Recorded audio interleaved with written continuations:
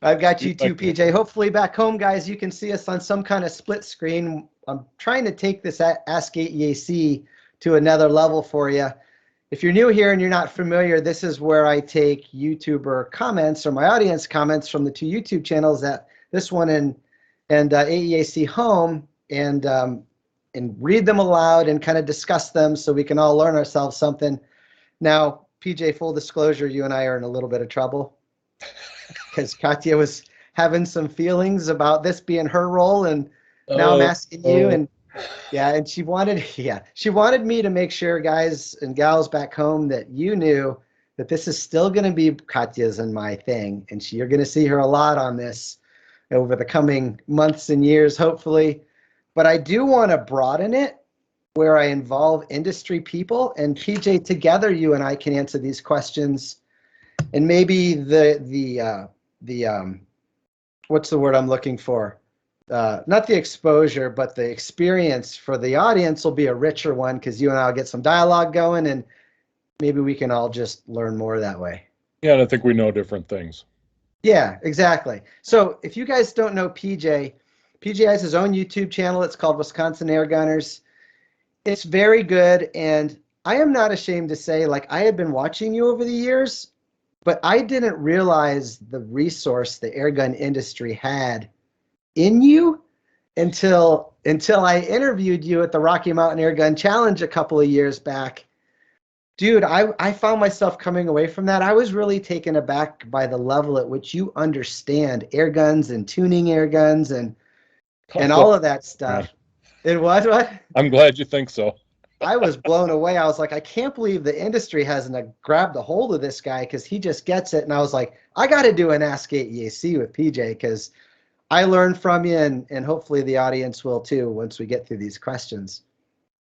Well, happy to help out any way I can. I mean, that's always been what our channel's been about, is talking about things that generally it's like, I wonder what or how or if, and then we'll go out and try it and see what happens.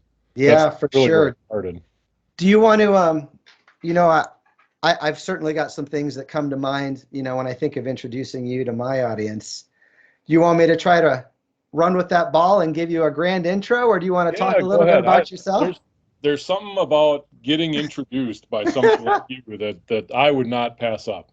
All right, let me just come out and say it, guys. So you accuse me, audience, of being like really detail oriented. I feel like I've met my match when it comes to PJ, and also his intelligence when it comes to just everything in air guns is honestly a little bit overwhelming. So there's that. So, but PJ is also a 30-year some veteran of the Marathon County Sheriff's Office up in Wisconsin. He's kind of worked his way all the way up to the top there, and now he teaches at the academy, and he's a firearm instructor. I think you've been deputy police chief and investigator, police chief and patrol, and all of that stuff. So I think the Beatles have a song. It's a long and winding road. Yeah, we don't need to, we don't want to take up too much of the audience's time, but you've got credentials, and I'm really excited to do this with you. Now, guys, I've got about 15 questions here, pulled from the two YouTube channels, which are your questions. I will tell you right up front, this is going to focus, I picked these questions because they focus a lot around airgun tuning, but they're not all airgun tuning. And they also focus a lot around the tuning of FX airguns. And the reason that I've done that is because that's where I feel, and I could be totally wrong, PJ's strengths lie, because he's a professional shooter for Team Saber Tactical in Donnie. I've seen you compete. I've seen you do well. You just had a recent huge victory with FX airguns. Maybe we'll get into that. Maybe we won't, with your harmonic barrel tuner. And now they're producing, one of your brain babies, for the public. But there are going to be other air guns that are peppered into these 15 questions. So if you have an interest, just hang on, and I think we're going to have a lot of good dialogue today. Yeah, and I think it's easy to talk about the FX tuning simply because FX is built with let's have people tune it in mind. Yes. And some other manufacturers, that's not their thought process.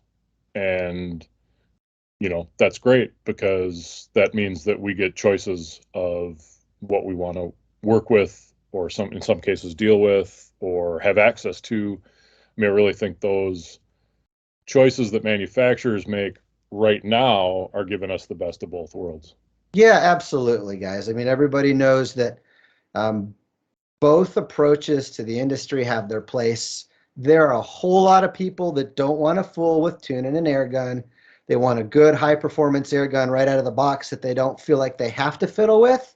That being said, I want to make sure that I'm not sending the message that if you're into FX, if you like, the ability to change stuff, that doesn't mean that you're going to have to. And I feel like I'm getting ahead of myself, because we're going to get into that in some of these questions, but because there's a couple of different schools there, but I think I'm just going to jump right into this, PJ, Yep. and I'm sure you and I are going to have tons to say about Let's do it, man. about all of this. All right, so the first question does come from the FX Maverick Setup Guide on AEAC Vlog, this channel.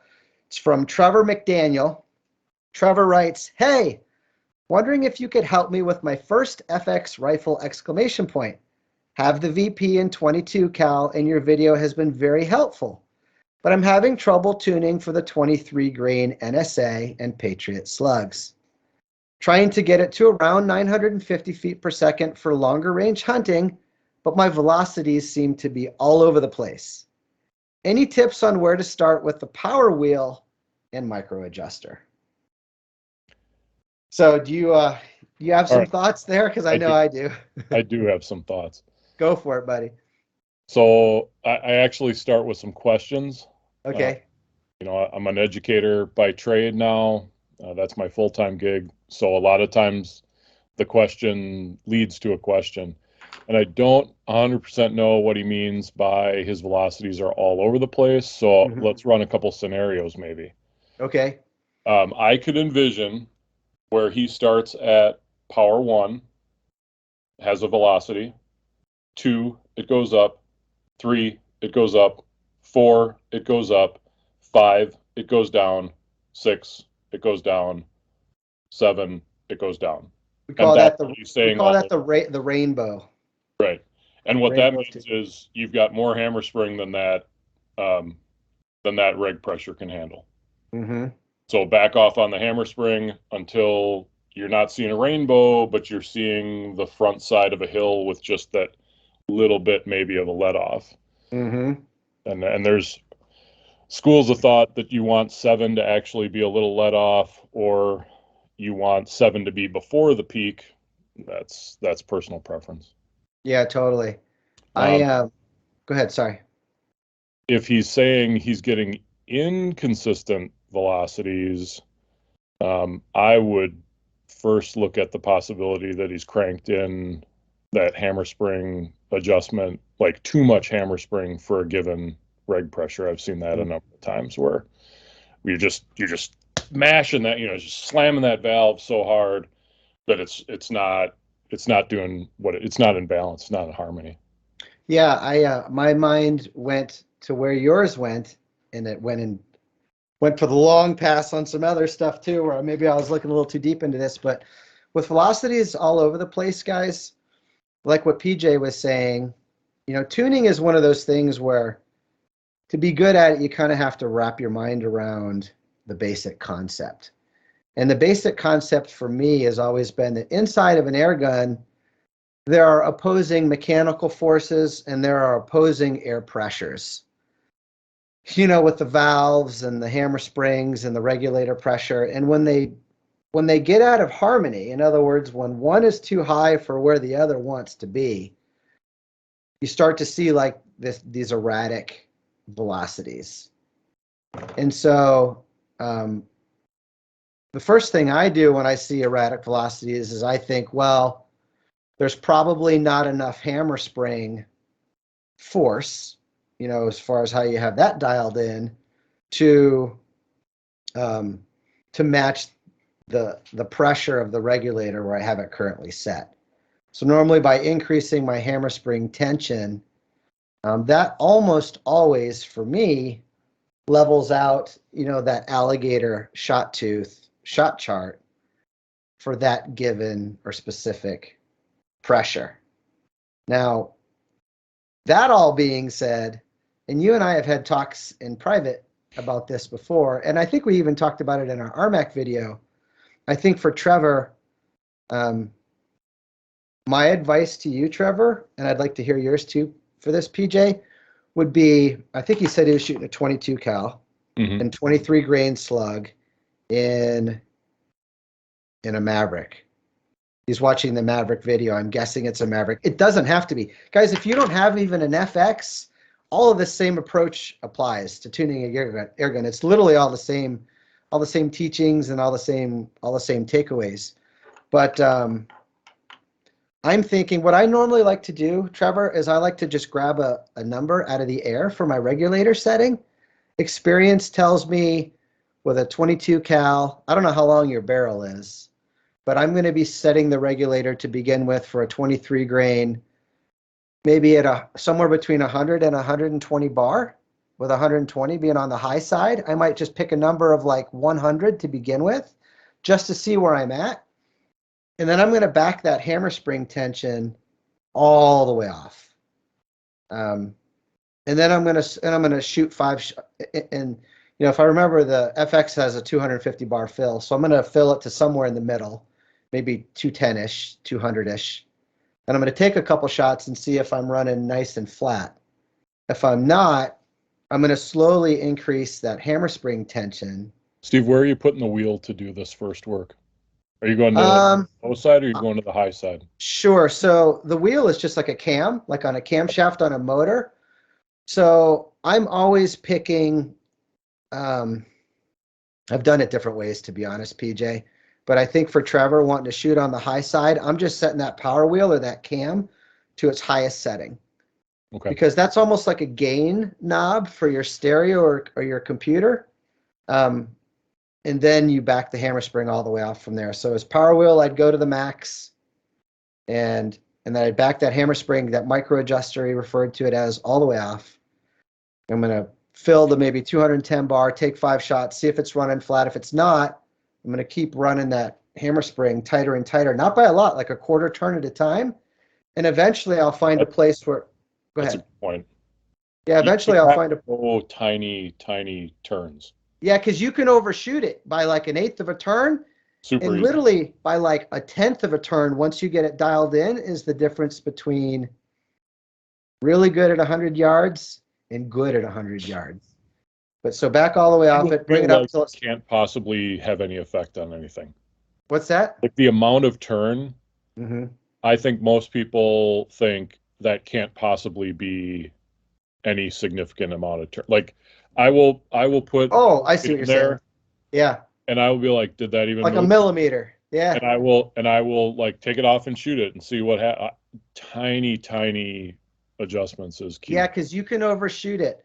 It's one of those things where you're funneling and you're searching, but in the beginning you have to have kind of like this broad stroke, and so I find myself going a quarter turn at a time until I get into the velocity range that at least I think I want to be, and then I'll take 5 shots and see if it's flat, take 5 if it's flat, and just keep going a quarter at a time. And eventually you'll see that ES and SD really start to shrink. And then you'll know that you're kind of honed in on that sweet spot. And then I'll fine tune from there, little 1/8 of a turn, and what'll happen, little like 1/10 turns. And you'll see what you'll see ultimately, Trevor, is a 3 or 4 foot per second standard deviation on the FXs drop to like a 2, a 1/8, a 1/9, a 1/7, and then you'll know you're home for that particular regulator setting. Okay. But not to complicate things, but that may not translate into accuracy. So what you'll have to do for your rifle, I don't know if you have a compact one or a long one. He said the value pack, which would be the 600 millimeter barrel, if I assume. Okay, so that's somewhere in the middle. All I was going to add is the shorter barrels are going to require a higher regulator pressure and a higher hammer spring tension to work. They're just going to require more than the longer barrels. Yeah. Interesting. He was trying to get his NSAs or Patriots to around 950 for long range hunting. I personally struggle with the slugs and trying to figure out where they do well at. I feel like it's such a narrow window and it's so all over the place. At least it has been for me. Yeah, and I think you get, if are you shooting the heavy superior or the standard superior is going to be a factor in that. Mm-hmm. Um, I think you can stabilize. My experience has been and I'm fairly like I just brought in this M3 specifically for slugs and getting my head more educated about the slug game, because that is a little bit newer to me. But I think you can stabilize at a little bit slower speed with a little bit more aggressive twist. Mm-hmm. I think you have to wind up committing that you're gonna get to that. Okay, I'm at 940. What is it doing?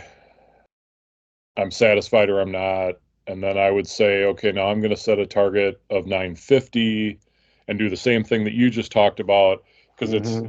not always as simple as, well, I'm just going to give it a little bit more hammer spring. It's you need to be in, if you want the most accuracy you can wring out of the system. Here we go, guys. Set Here a he target, goes. you set a target and you work towards it, Mm-hmm. and you see if it works, and then you set another target and you do all the balance work. It Mm-hmm. is not as simple as, okay, I'm at 890 at 1 and I'm at 960 at 7. There are some tunes where that works really well. And with pellets, it's way easier to do that. Mm-hmm. It's way easier to work a range of pellets with accuracy than it is to do slugs. Yeah. Um, and I don't know anybody else that's telling us any different.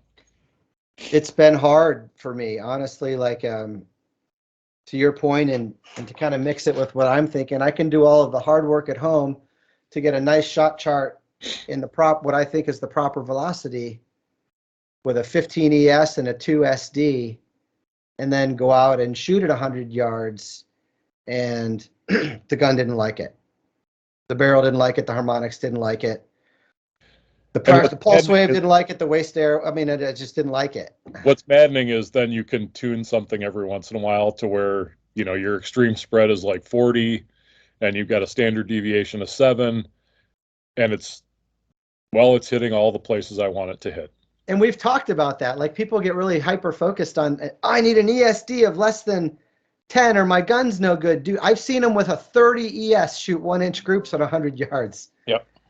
It's just the kookiest thing. I tend to really, as we dive into this and learn more about this as a community going forward, and I was talking about this the other day, I'm really starting to have this shift in my mind. Like, it's less ES and SD and a lot more pellet, slug, barrel interface / harmonics / when the projectile leaves the barrel, there's not a whole lot of extra cough air coming out around it that's going to disrupt it. It's almost like the air wave comes up the barrel and just stops short, and out goes the pellet or slug. And I'm really starting to have this shift in my head, like, that's really where the accuracy comes from. Yeah, but I don't know. We're all kind of learning together. Let me make sure we're not missing. If you want to add to that, I just want to make sure we're not missing anything from Trevor here. Well, and I think one of the big takeaways from every conversation I have with anybody about this is that there's probably more in front of us yet to discover than there is laying behind us to pick up and know. Oh, for sure. We're right at the beginning, really, of the airgun industry getting smart and understanding this, and then the community understand. I think the engineers are learning as they go. Yeah. To be honest, it's like, well, that works. Let's build it and sell it. And then, and it's just like, well, that works sometimes, but not all the time. But I think we've given Trevor a lot. Yeah. So just to recap, Trevor, pick a random reg pressure, try 100, try 110, try 120, whatever. Back way out, set your cam to like your power wheel to like a 7, back way out on that micro adjuster. Work your way in till it gets flat, the velocity gets where you want it. If you can stabilize it to where it's nice and tight on your velocities, maybe throw just another 5 bar on top of the reg to kind of hyper stabilize that, and then go out and test it and for accuracy and see what it does. If you don't like it, go all the way back to the drawing board with like a 110 reg pressure, work it all over again, get it nice and flat, then stabilize it by jumping up to 115, go out and accuracy test. It's all about finding that balance, Trevor, inside the gun with those opposing forces and pressures. And if you have alligator teeth, something's out of balance. One of the things I think is really important to remember, and I'm sure you've seen this as you've done all the in-depth stuff you've done with a number of different tunable rifles, there are multiple ways to get to any given velocity. Mm-hmm. And not all of them are going to be equal for every gun. That is such a great point. When I got my Maverick, which is a compact, I was shooting Hades, which is my preferred pesting pellet, at right around 906, 907 feet per second, which they love to fly at that speed. I get great results at that speed. That's always my target. I'll go a little lower if I have to, but I love that just over 9. Really accurate, but it's a compact and not, a really snappy firing cycle and not great efficiency. I was going through air pretty fast. I retuned it and I have the regulator right now at 88. It was the original reg setting was close to 130. I've backed it off to 88. Oh, such a great point. Lowered the hammer spring and then worked it up to where, okay, this is the velocity I want. Same accuracy, but I probably get close to another magazine, if not a mag and a half, before I have to refill.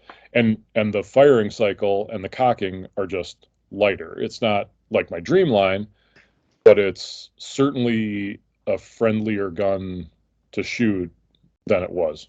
That's what I love about you, PJ, is you see this with a clarity, and you are so dead on. Like as you're speaking, I'm remembering all my experiences tuning all these air guns, and I'm thinking back to Trevor.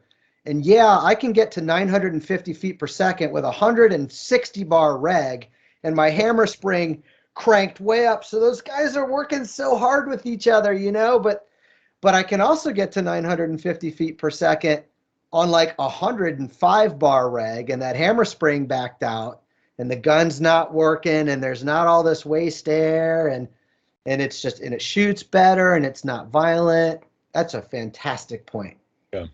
Yeah. Don't be afraid of a low reg pressure, because with the right setup and everything in balance, you might be able to get there.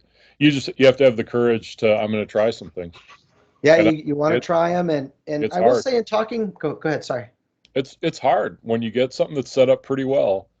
The temptation to like, if I change it, am I going to get right back to where I was? You'll never. It's so hard to find exactly where you are. You will, but it's going to take a challenge to do it, and it's a commitment.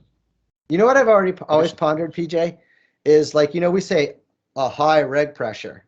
That high reg pressure, that's going to be a different number in everybody's mind. Yep. Yeah. Because everyone knows that the amp regulators on the FXs are basically designed to hold together on up to about 180 bars. So 170 is probably as high as you want to go, right? But a high reg pressure for me, and in talking to professional shooters, 120, 125, 130, that's high. When I think of a low reg pressure, and I like to run guns, I like to see if I can get away with getting a gun to run well at a low reg pressure, 90, 100 bar on an FX with a reserve, the power plenum, and something like Trevor's Maverick.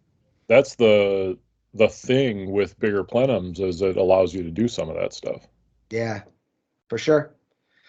Well, should we move on to the next one? Yeah. Anything to add there? No, I think that one's done. Yeah, it was a good one. At this pace, we'll be here, 6-7 hours. We might not be able to do 15. So either two things are going to happen. We're going to learn how to go quicker. I told you guys I met my match with detail oriented when it comes to PJ, and he just sees stuff that I forget about or don't see. And that's why I'm so glad we're doing this together. So the next one comes from the Air Venturi Avenger setup guide, and Ryland Man writes, Did your Avenger have regulator? Did your Avenger have regulator creep? Question mark. I have 2 Avengers. Mm-hmm. I have one in 177. One of the like pretty early on. And so I've had that since they came out. No issues with that one. And I also have the Avenger Bullpup. Mm-hmm. Look at that, guys. Not many of those in circulation yet. No, I think today is the day they are officially out there, and this one has been rock solid as well. Now it's sat for a while and has had a fair amount of shooting through it, but I haven't seen any problems with the regulator. So to answer your question, Ryland man. So you saw this video and my other one, of course, I'm sure, hopefully. And my first gun did have regulator creep, and I warrantied it out and got a replacement. And what I was seeing was, now everyone has a different idea of regulator creep. Okay. I, as a reviewer, see regulator creep. I have never seen a brand where I haven't seen regulator creep. Let me just say that. And what I mean by that is you take a shot, you wait 15 minutes, and if there's a regulator pressure gauge, you're 2 or 3 bar higher than where you were 1 minute after taking that shot. And I've seen that across like every brand, every gun, and I've also seen it not translate to a velocity difference. Or if it does translate to a velocity difference, it's like 5 feet per second, and it probably doesn't matter. Now on my Avenger, my first one, like overnight, it would increase like 25 bar. Yeah, so I think that's problematic. Yeah, so that was a problem. So I warrantied that one out, and then the one that I got to do the review with was great for like the thousands of pellets through the review. It's been great for the last year. I am seeing in it what I see in all the other brands, which is I'll take a shot and, you can see where that regulator is. You wait 15, 20 minutes, it's a little bit higher. Take another shot, but the velocity is the same. So I don't consider that regulator creep, but yeah, my first one did. Yeah, and in some of those, so I'm in a northern state. So I got, for my Maverick, I got one of the SecMet gauges, and I have that on the regulator. Yep. And that's, you can legitimately see if there's a couple of bar difference. Like you can see a bar difference. Right. On a needle gauge, unless I have my cheaters on, yeah, I'm like, yeah, there's a needle in there somewhere. Like, yeah, you know how I deal with modern day needle gauges? One of these. Oh, that's beautiful. I'm like, if this is the count, I'm like, no, where the hell is that gauge? That's what makes that SecMet so damn awesome. Yeah, you just touch it and you got the number. But if I took the Maverick outside and I was stalking around, mm-hmm. and then I took a shot, right? The regulator is going to fill up, but it's going to fill up based on pressure with cold air. Yeah. Now I come inside, that air is going to warm up, and that pressure is going to rise. Yep. So it is. So maybe he's seeing that. You're thinking maybe outside today. Mm-hmm. So if I went out for 20 minutes to, shoot a squirrel, do whatever I'm doing outside, mm-hmm. I cycle a rifle, I come back in. I mean, eventually, even if I don't shoot, the air in the plenum is going to cool. It's going to signal the regulator, hey, we're dropping pressure here because it's cooling down, not because there aren't enough molecules in there or any air actually gone. It's simply going to, because PV equals nRT, it's going to drop that pressure, and it's going to let some more through. And now I'm going to come in, and it's going to go up to 65 degrees or whatever it is down here in my workshop, and that pressure is going to rise within that cylinder because you've got a temperature shift of 30 or 35 degrees. So what you're saying, PJ, is you want to make sure that the audience understands the difference between that and regulator creep. Right, because the same thing could happen in sunny southern Florida, where all of a sudden the gun is sitting in the sun. Yeah, it's a really good point. Look like all of a sudden it looks like, oh, my reg is up from what now it's heating and cooling, and that's changing Mm-hmm. the pressure inside that fixed volume cylinder. That's a great point. And as long as we're deep diving on this, there's also the phenomenon when you take your shot, you're going to see the reg lose all its pressure, and then your gun has to take a breath. Your gun's lungs have to, and you're going to see that air come up, back up on that regulator gauge. And as all those little discs and springs and stuff that are part of that regulator kind of settle over, it could be a minute, depending on the gun and the tune. You're going to see that it could be a minute before it really kind of just starts to sit somewhere. And like, I don't think we don't sense this, right? We think things happen instantaneously. Personally, I love guns with a plenum because I actually love that noise. I love plenum refilling noise. Like, it's sounds like a turbo, doesn't it? It's like, yeah, it's you can tell it's like all of a sudden the gun has become a living, breathing thing because it's so cool. But all of those parts, because that air is changing pressures, are changing temperatures. Mm-hmm. And to a very small extent, because they're small parts and because the temperature changes aren't great, but those parts are actually changing in size. That makes sense. Because they're, that those materials aren't, I mean, they use materials that are as stable as possible, but it's metal in a lot of cases, and metal changes size with temperatures. Yeah. So all that's happening, in this very local spot where all that stuff is going on, there's going to be some variations. I love your message.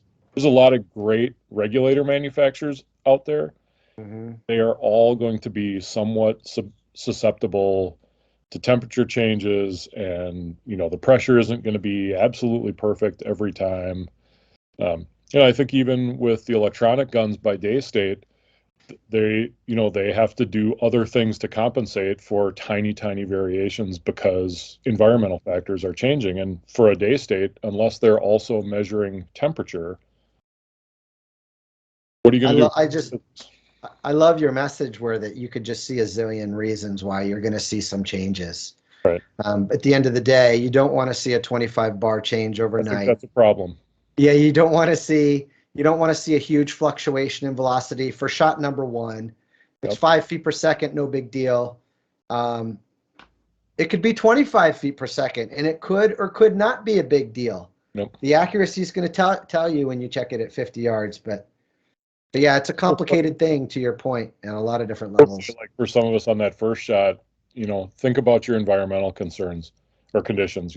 If you're going from a hot environment to a cold environment, or it's cold outside, now you're going to, you are going to a range after work, your gun's been sitting in the car all day, it's been cold, mm-hmm. So the gun is cold, now you go into the warm room. Changes. You get that high shot or that hot shot, the first one, because that plenum has adjusted to 30, and now it's back up to 65, and there's just stuff that's going to happen like that. That ain't broke creep. That's just creep.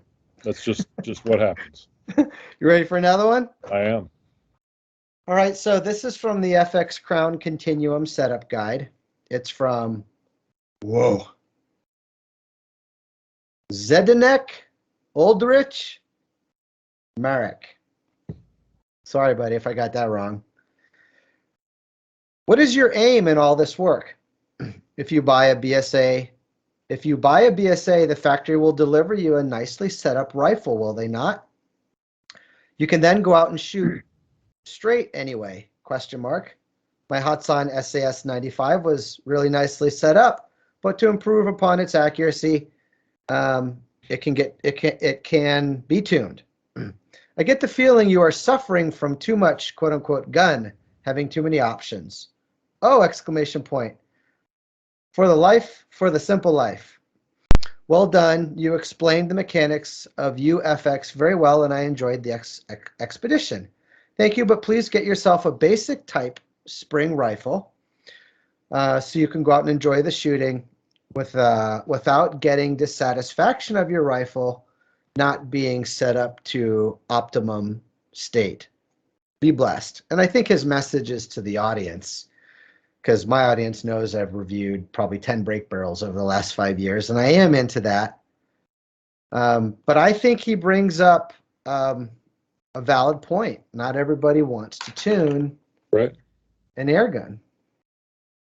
I would say that most of the people I'm friends with don't want to tune an air gun. That Yeah. are my air gunner, like local, the people I shoot with locally. Uh, Mm-hmm. I probably am the one who gets the opportunity to to tune their guns if they think they're not doing something, or if they want to make a change in something. Um, I'm more likely to be asked to help them out. And I have lots of friends who I know how much they're gonna, want to be part of things, and I've recommended purchases that were guns that absolutely don't even have tuning options, Mm-hmm. because their either level of interest, or we always talk about deep dives and stuff like that, where they're going to go with the sport is Mm-hmm. going to be, I just want something reliable that I can enjoy. And there are lots of manufacturers that make that gun. There are. So I think that that's a really good point that you hit on there, PJ. But I have some thoughts as well. It's like, um, and I sometimes lose a healthy perspective of my audience. I feel like, Mhm. I feel like most people shoot an air gun out to 50 yards. I feel like that would be the normal air gunner. And then there's a select crowd which are now trying, well, for a decade have been pushing that to 100, and now we're trying to make 200 work, and so on and so forth. And I think that I want my message to the audience to be that, yes, absolutely, you can buy an air gun that's very high quality, that is not tunable, that will perform admirably at 50 and 100 yards. Plenty good enough to hunt. The thought I have is what I've learned over the last 5 years is that in a 2 or 3 or 4 mile an hour wind, a pellet, let's call it a pellet or slug, at a given speed will perform admirably. But then when the wind changes to, say, 5 to 10, it can do a couple of different things. If it's going too fast, the pellet or slug, that increase in wind can start, or if there's a twist rate that it doesn't like, that increase in wind can start to destabilize Yep. that projectile. Same thing if you switch to a projectile and now a different weight projectile, now your velocity is too high or too low for that given wind condition. You lose that 50 and 100-yard performance. So I think what I'm trying to say is, yeah, a lot of air guns will work very well at long ranges, but with a very specific pellet or slug traveling at a very specific speed that the factory set it up for, that will work in a very specific wind condition, whether it's coming at you, blowing away from the sides. But as soon as you get into all of that other real world, when you're trying to reach out, the tuning for me, I've learned, becomes so critical in stabilizing that projectile to work in the wind.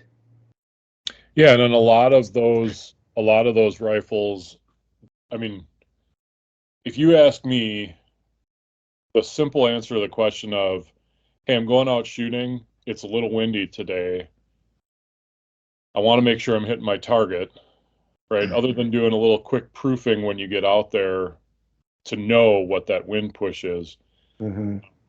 I would tell you to slow your gun down. For sure. The downside of many of the guns that are just beautifully set up from the factory and ready to go is they don't give you that option to do that. Mm-hmm. There's like no simple way to, without affecting the beautiful tuning and harmonics that are there. And in this case, I'm talking about the harmonics of the hammer spring and the valve and the regulator pressure, or what you've got identified as your shots. Mm-hmm. It's an unregulated gun. Um, Yeah. you take a Benjamin Marauder, which is a great gun, you're not going to wind up knocking that power down for this afternoon because you want to bring that pellet speed down to 840 feet per second. Mm-hmm. And I don't know the BSA line. I would like to know more about the BSA line because I always look at their guns and I'm like, that's cool. And I love the British history and I love how long that company's been in business. And I think they make some beautiful rifles. They absolutely do. But I've just never had the opportunity. I wonder if I have one and it's shooting 890, which, like you say, is a great speed for a particular pellet in relatively calm conditions. With a certain twist rate. Right. But nobody's doing anything I mean, you can change twist rates on barrels, but I don't know anybody, Steve, who goes out shooting is like, oh, I'm going to grab a different liner. And when I get out to the field, I'm going to change that. Yeah, that's not what I meant to say, though. But what I meant to say is, like, you can't change a BSA twist rate. Yeah, no, I might have misspoke as far as what I was trying to convey. But if I buy a BSA, I own that twist rate. Yes, 100%. That twist rate is governing me for the rest of my life. Yep. And that twist rate is going to, like, a pellet or slug at a certain speed. Yep. In a given wind condition. And so the factory, they can't anticipate every elevation, every elevation, every speed, every condition for every customer. And you can't build the gun like that. It's impossible, exactly. So they built the gun they set up the gun to be successful. Probably 22 cal would probably be 850 feet per second with a 16 to 18 grain pellet. And that's all well and good, but then you're going to deal with 3 or 4 inches of drift at 50 yards and a 5-mile-an-hour wind, and 6 to 8 inches of drift at 100 yards in that same wind, which is fine. We can all compensate for that. But then when the wind comes from behind us and in front of us, I've seen it make that pellet in that perfectly awesome hammer forged BSA barrel do one of those things, and it's like, where the hell did that come from? And then I've missed. So I think the whole takeaway is, to answer his question, there's that over in this bucket. And then there's this new bucket over here, which is kind of creeping into the industry, where if you're having challenges, you can set that gun up to win in literally like whatever condition. Mm-hmm. Instead of having to buy a different gun. So now you have 2 guns or 3 guns or 4 guns and 5 guns to be well in all of these different circumstances. Unless you want to. Exactly. Or you could just be mentally ill like PJ and I. Right, we like puzzles, right? Yeah. and you want something like every airgun review I do is like a big puzzle. Mm-hmm. And that's what draws me to it. I like the puzzle. They're always like, what's your favorite gun? I'm like, the one I haven't reviewed, because that's the puzzle I haven't figured out yet. In every puzzle, you learn something new.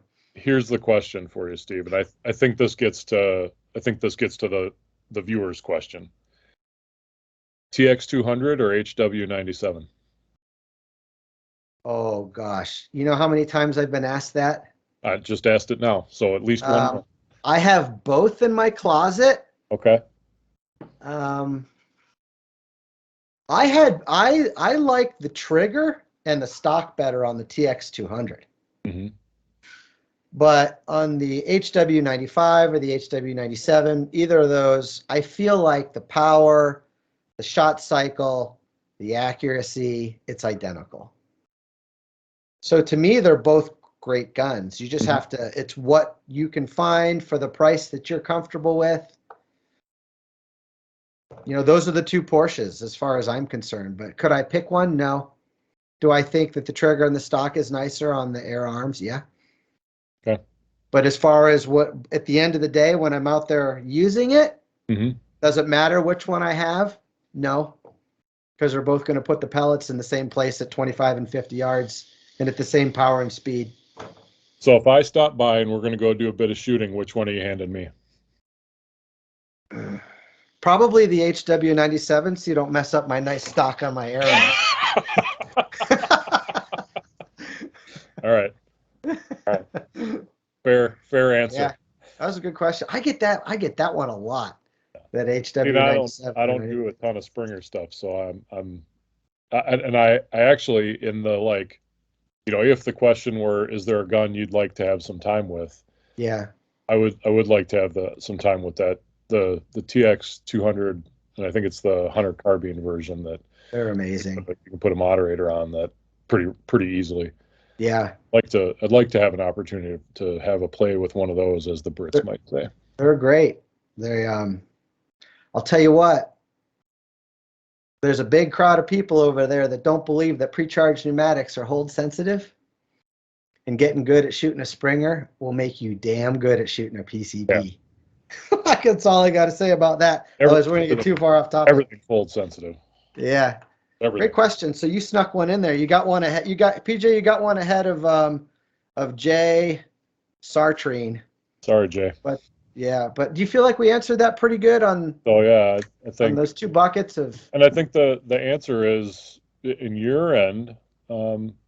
You know, there's also the bit that's what companies are asking you to do, and from my perspective, because I've been watching you for a long time, you know, you're the service you provide to those of us who have a passion for air gunning is that you're bringing us information that we don't have an opportunity to get. Oh, well, thank you. We don't live in the UK where there are gun shops in every village and town, or at least that's the way it appears from here in the Midwest. You know, yeah. Realistically, if I want to see an air gun, if I want to know something about it, talk to somebody,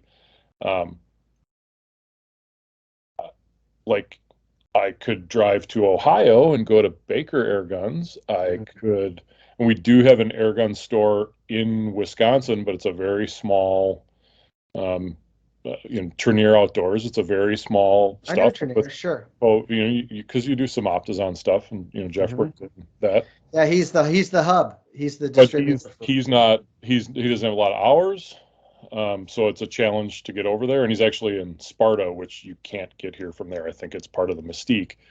You know, it's get on an airplane and go out to Utah, or go see Ken Hicks down and like. For most of us in the States, most of us are not close to an airgun store. Well, so the ability for the average, at least American, to go to a place and talk to somebody who's knowledgeable about really deeply how an air arms rifle works, or an Avenger, or any of those things, your option is to go, and you're not the only channel out there, but you certainly, on the rifles that you bring in, or that are sent to you, or whatever you want to call it. I would love to talk about that when you're done with that thought. You go way deeper into detail than anybody else does, and so keep doing it. Thank you. I appreciate that. I mean, you've remarked to me, like, I can't believe you watched that whole thing. Yeah, I watch every one of them. That's amazing to me. Because, well, like, I don't get something from every minute. I get something out of every video that I watch. And sure. Some of them are like, whoa, that was totally eye-opening. I wouldn't have thought of doing that. Some of them are like, okay, I feel like I'm on the right track with what I'm doing on that. But there's always something there. And I think if we don't have access to channels like yours, where we are actually getting a little bit below the surface on things, we're not as smart as we can be taking advantage of watching a video. Well, I hope that this one turns out to be that way, but certainly, you know, the tuning guides, I mean, the reviews are great, but I live for the tuning guides, because thank you. There's a lot more information there. I appreciate that. And this is just a good format for us to get access. And if you're able to, you know, to do your thing because you're successful doing this, that's phenomenal. And I hope that continues out into the future. Well, thank you. And I definitely have some thoughts about that. You know, it's, you know, I looked at, when I got my start with this, I looked at the Airgun YouTube playing field, and I was like, well, I'm not funny like Giles, so I'm not going to try to be that. You know, I'm not an airgun hunter like Matt or Ted or Gerard, you know, so I'm not going to try to, you know, do that. But I am detail oriented, and one of my strengths is process and digging deep and solving puzzles. So I'm like, well, maybe I can offer something there. And that's what I do. I kind of, people are like, well, why don't you do this and why don't you do that? And And I feel like, to be successful as a YouTuber, because it's hard, guys. It's really, really hard. You have to be really resilient and really tough. I feel like the success is to do what you want to do. I mean, certainly listen to your audience and give them what they want, but do what you want to do, and then you'll find your tribe, and the people that, listen to you, it'll all be good. But to kind of get all the way back to what you were saying with the guns that you see come through AEAC, and this gentleman here is like, well, why not a BSA? Well, I personally love BSA. Like 4 or 5 years ago, I reviewed the R10 Mark II. And that gun, I love that gun. But the reality of my world, guys, is quarterly, I send out an invitation to the entire airgun industry. I know some of you are frustrated. Why don't you review this? And why don't you review that? And how come you only do these? And you won't review the guns that I like. I literally, without discrimination and any bias and completely openly, all except for maybe 1 or 2 brands I can think of. I don't say yes to all of them, but all of them get an invitation quarterly. So a lot. And a very small handful of them come back. And you guys know the circle. It's Daystate, it's Brocock, it's FX, it's Air Arms. It was Hatsan, it's not anymore. It was Air Force Raw, it's not anymore. It's a lot of other companies that, Crawl Arms, they have a big interest now. And you're going to see RTI and of course Air Venturi, and there's a lot, and Viro and Diana. Really, but there's a lot of companies that come back and we're like, hey, we love what you're doing. We love what you're doing for the community and the industry, and we want to be a part of what you're doing. What can we do to help? And then there's other companies that is like, it's totally crickets. So that's a big part of it. So for those of you who haven't seen the brand or the gun that you want to see yet, I apologize. I'm extending the invitations. Airgun's a perfect example. They were very I don't know, for a lot of years. Now they're very interested and they want to really be involved with what I'm doing, So, well, and those folks are in it. Those folks are running a business, right? So at some points, you're going to align with their business goals and objectives. And then there's going to be times where you don't. It's not that you're doing good or bad stuff. It's just, what direction are they going? I think you're subject to some of those things, I think, right? Well, to be fair, if I'm an airgun company, AEAC is not for everybody. Right. When it comes to these companies, a lot of these guns are designed to be pretty good for the masses. And I think if I were an airgun company, I'd be pretty nervous about our gun's doing well. A lot of people like it. It's working well for a lot of people. I feel like it takes a lot of courage to take an airgun that you've invested literally millions in and send it off to some YouTuber that you don't know from Adam and be like, pick my gun apart and tell everyone what you thought was great about it and tell everyone what you thought it could have been. Dude, you can sink a brand. Yeah. And so, if I'm an airgun company, I'm not sending something off to Steve at AEAC unless I have a lot of confidence in him really going through it and sharing with the world, literally what it is. And I mean that world literally. Half my audience is here in the States and the other half are in 300 countries spread across the country. So it's just, AEAC isn't for everyone, and I'll be the first to admit that and understand it and be good with it. So there's also probably only so many reviews you can do at any given time. Yeah, I do. About 10 a year is the max. You put a lot of time and work into it. I do. I try to give each gun a full month. Before I get in front of the camera, I want to have the confidence that I know that gun inside and out and backward and forward so that I can have 100% confidence that what I'm putting out on YouTube, which is forever, are the same results that the audience is going to get in their product. If the results are different, then either there's something different in their shooting, they got a different barrel, they got a different gun, the thing's broke, whatever, which I don't have that problem with. You look at the comments and the videos, and the experience I have is the same experience that the audience has. Sure, there's always some that when it comes along and calls me a liar because they had a different one, but it just is what it is. It's just part of it. Well, I mean, I pay attention to what you post on Instagram. I always know what you're working on. And, it's like, oh, he's got that gun.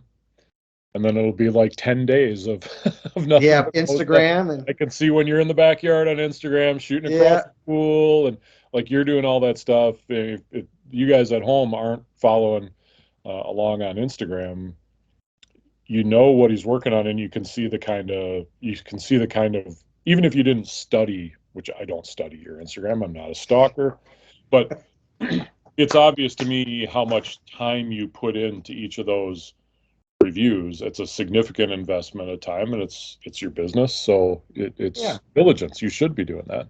I appreciate that. Yeah, I want to do about 10 a year. I want to learn them backwards and forwards so that, because at the end of the day, my audience isn't, you know, if they don't believe what I'm telling them, it's a lot of people. I think 84,000 people now, Yeah. whatever, on the other channel. This is the Mhm. baby channel if you're new around here. I have nothing without them. Nobody listens to what I have to say, then I'm worth nothing to them and nothing to the industry. So Right. I'm honest. Whether I liked it and whether I didn't like it, I'm honest. And there's some questions about that in here that we should probably roll on to. Just and But thank where you. I sit is I'm on the other sides of that spectrum. My interest when I do a gun review, I like to show people what they're going to get out of the box. Mm-hmm. I like first impressions, Mm-hmm. especially if I can get my hands on something that is new to the market. And then if I'm going to do a long-term review, I think probably like the one I'm probably most proud of was after I'd had the Maverick for 4 months and I'd been shooting it, pretty much every day for 4 months and really Mm-hmm. had figured it out. So I think what you do is great. Just what I do winds up being on the other ends of it. But you can speak to what I'm saying. Like, Yeah. you have confidence in front of your audience that you've learned that gun backwards and forwards. So what you're speaking is what is. Right. And if the experience is different that they have, well, there's something you missed, but And but it's by the time I've worked a gun that long, if there was something that was bugging me, either I'd stop shooting that gun, to be honest with you, or I'd have made a replacement on something. Like here's an area where you're going to want to buy the accessory part. oh I sure. thought it was Yeah. interesting on the Catron where you were like, yeah, when you order this, get the bag rider, Spend that 50 damn dollars. and it's stuff like that would have saved somebody some aggravation. Sure. It was a Like they difference would, maker. yeah. So Absolutely. And it was yeah, 100%. Thank you. yeah. I appreciate that, buddy. Next question, man. Okay, next question. So this was on the Omega turbocharger 4500 psi compressor review that I did a few years back. Jay Sartrine, hopefully I said that right, says, "Are you still using this air compressor today? And if not, which one are you using?" I'm gonna try to just there it is. You see it? It's right there. There's it's 46 and a half hours on it, and it's still going strong. That's a good run. That's the Omega turbocharger before it was the supercharger. I had like 25, 26 hours on the supercharger, and then I sold it for this, and I haven't had a lick of problem with either of them.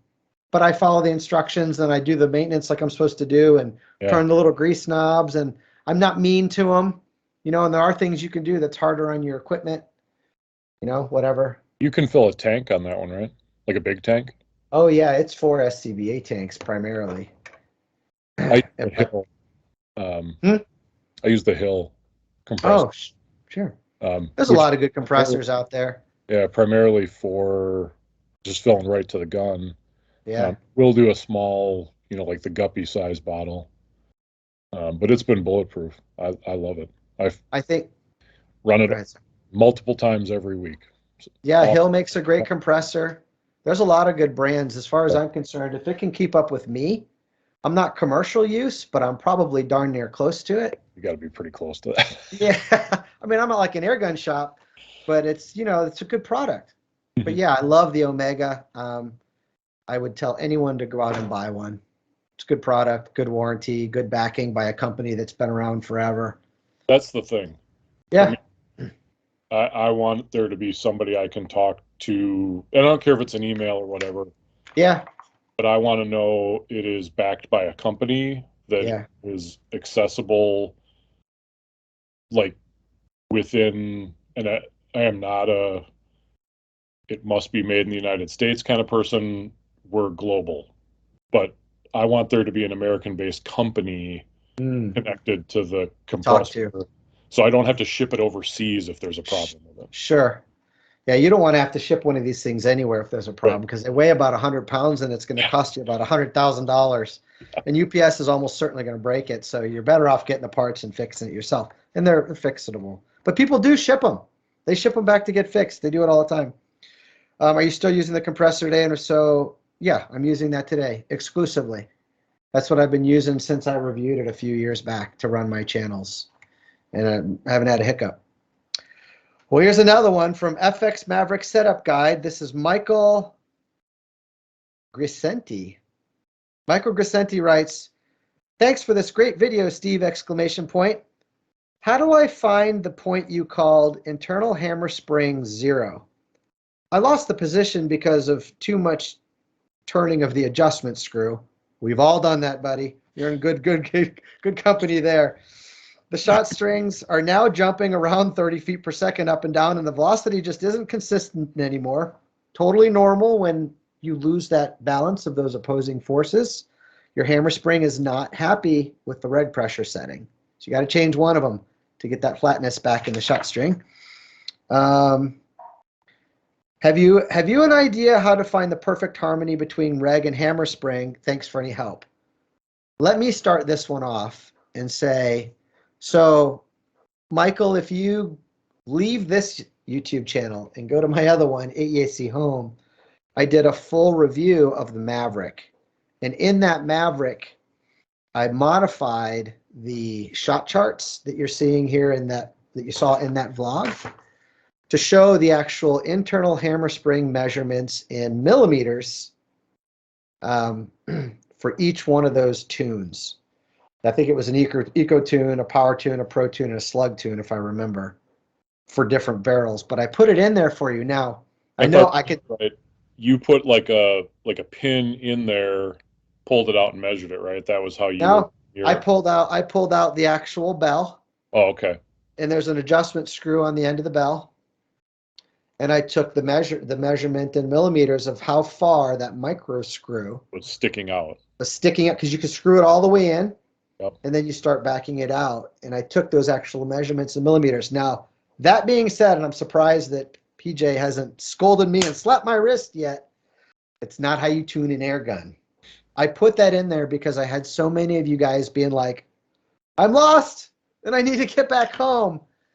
That should get you close, but that's not how you tune an air gun successfully defined, right? Right.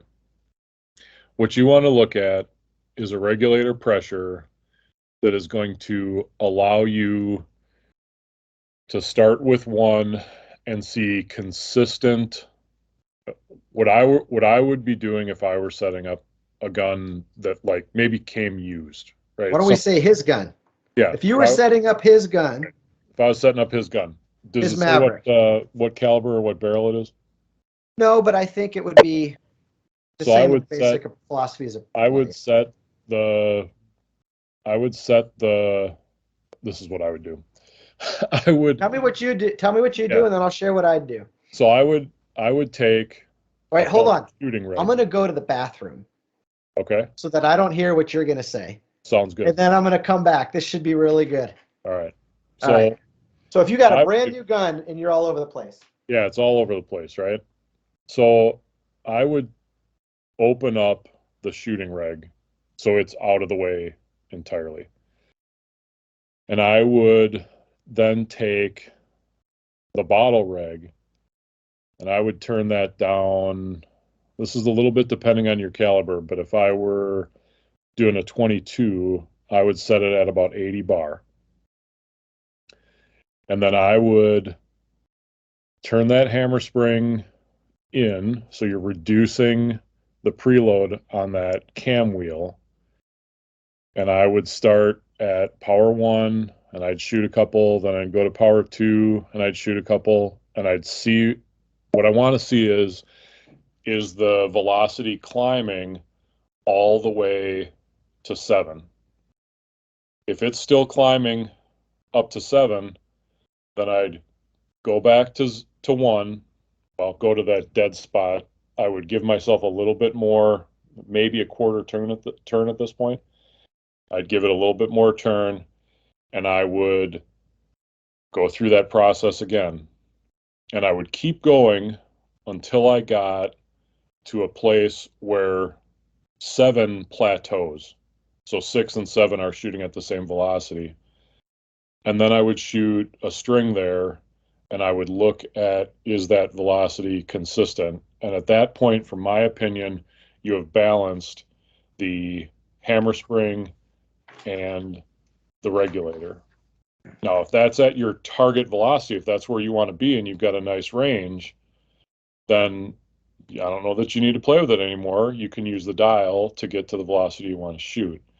If that's way under the mark, then you can start moving your regulator pressure up and then see if you're still on that curve.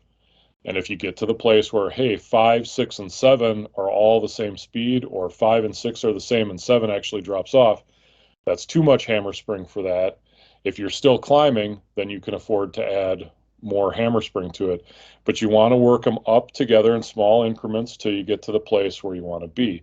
Now, if I've got a target velocity of, let's say, 900 feet per second, I'm probably going to try and have 900 feet per second be like 5. That way I can goose it up just a little bit if I get a wild hair and I want to do that. And I can back it off, which I think is super useful if you go out in high winds, because Steve's talked about this before. When a pellet is traveling too fast with a little bit too much twist, sometimes you get this precession where the skirt kind of kicks out, and that's where you start to get spiraling. So I want to be able to have an air gun where if I go out and it's like, okay, now the wind's kicking up 12 miles an hour, I actually reduce my velocity. And I'm able, I got to hold off, but my pellets are going consistently and stably in the same place. So that's how I would address that issue. And I'm curious to hear how Steve, he's going to actually have to wait till he sees this to hear about all the things I was talking about. Yeah, for me, it's really simple. If a buddy hands me a gun and says it's all over the place, the first thing that jumps in my mind is, what caliber is it? If it's a 22 cal, let's just grab a number. I say, okay, a 22 cal likes a pellet typically between 840 and 910 feet per second, maybe 920. Let's call it 840. So I know that that's my target window of the velocity I want to be in if I'm going to shoot an 18 to a 25 grain. Let's call it in 22. Okay. So I'm like, okay, I want to be in that velocity. So experience teaches me with his gun, it was the Maverick, right? Yeah, yep. It was a Maverick. Experience teaches me that with really most any gun, in this FX lineup, that, all right, it's 22 cal, I need to be 850 to 900. Regulator probably wants to be somewhere between 100 and 120. So I'm just grabbing a number out of the air. I always start at the bottom, work my way up. I'm going to start at a regulator of 100 bar. I'm going to back all that hammer spring stuff way out. I'm going to get the cam on number 7, because that cam and that internal hammer spring, they're just a function of one another. And like I said before, I'm going to fill it up to like 200, 210 bar. I'm going to shoot, see where I'm at with, like, let's say that 18 grain.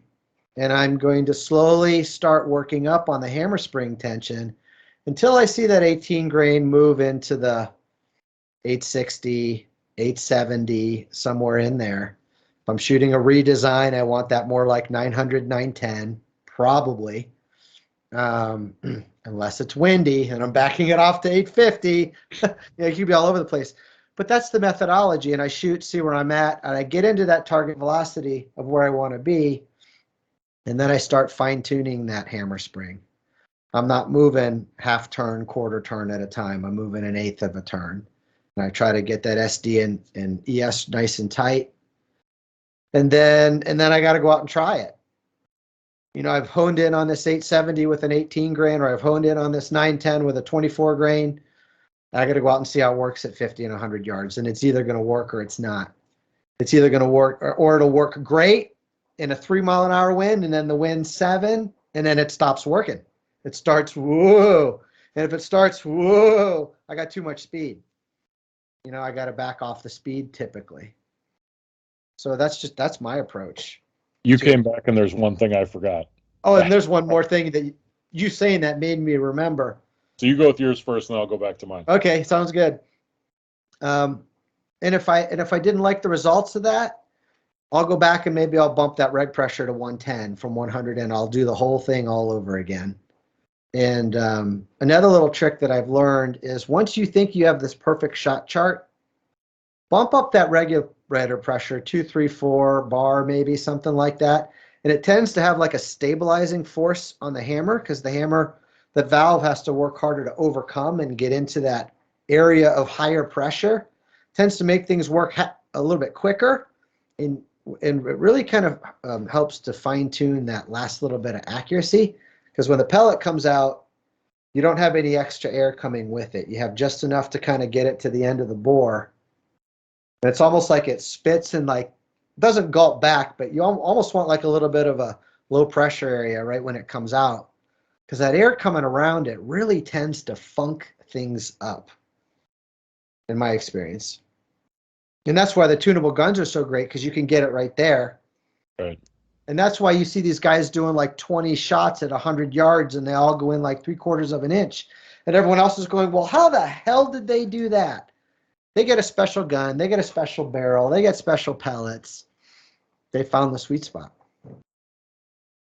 So on mine, once you have a decision made on what that regulator pressure is, you then have to set the shooting regulator to that pressure, bleed the system, back your other regulator off to where you want it. You have to go through that process of the dual sure. The dual Why don't you cover? You want to cover that real quick? I talked about it in mine. Okay, good enough. What he said. How I use it to tune. So yeah. You'll see it when you check the video. All right. I like about 30 bar between the regs. Yeah. No more, no less. If I go to 2, if I go much less, it works fine, but it takes too long to refill its lungs between the shots. If you get down around 20, 25 works good. 30, I feel like stabilizes it, make things happen a little bit quicker. I've never had a need to get into 35, 40, 45 bar between 30s work. Oh, I start to think about, you could go 50 bar. But the difference between 50 bar and 30 bar is 20 bar, and those are shots you could be taking on that fill. Yeah. You know what I mean? Like, yeah. You set it too high, and all of a sudden, well, now I'm only going from, if you have like what I would consider high reg pressure on like a Maverick, I've got it set at 145. If you had it at 145, and that other one is 25 bar, now that's at 170. And all of a sudden, I only have 80 bar to shoot, because the tank's only 250. So yeah, and you know what's interesting? 25 is my target. 25 is your target. You've told your story, I've told mine, but then you look at the events where the big money is on the line.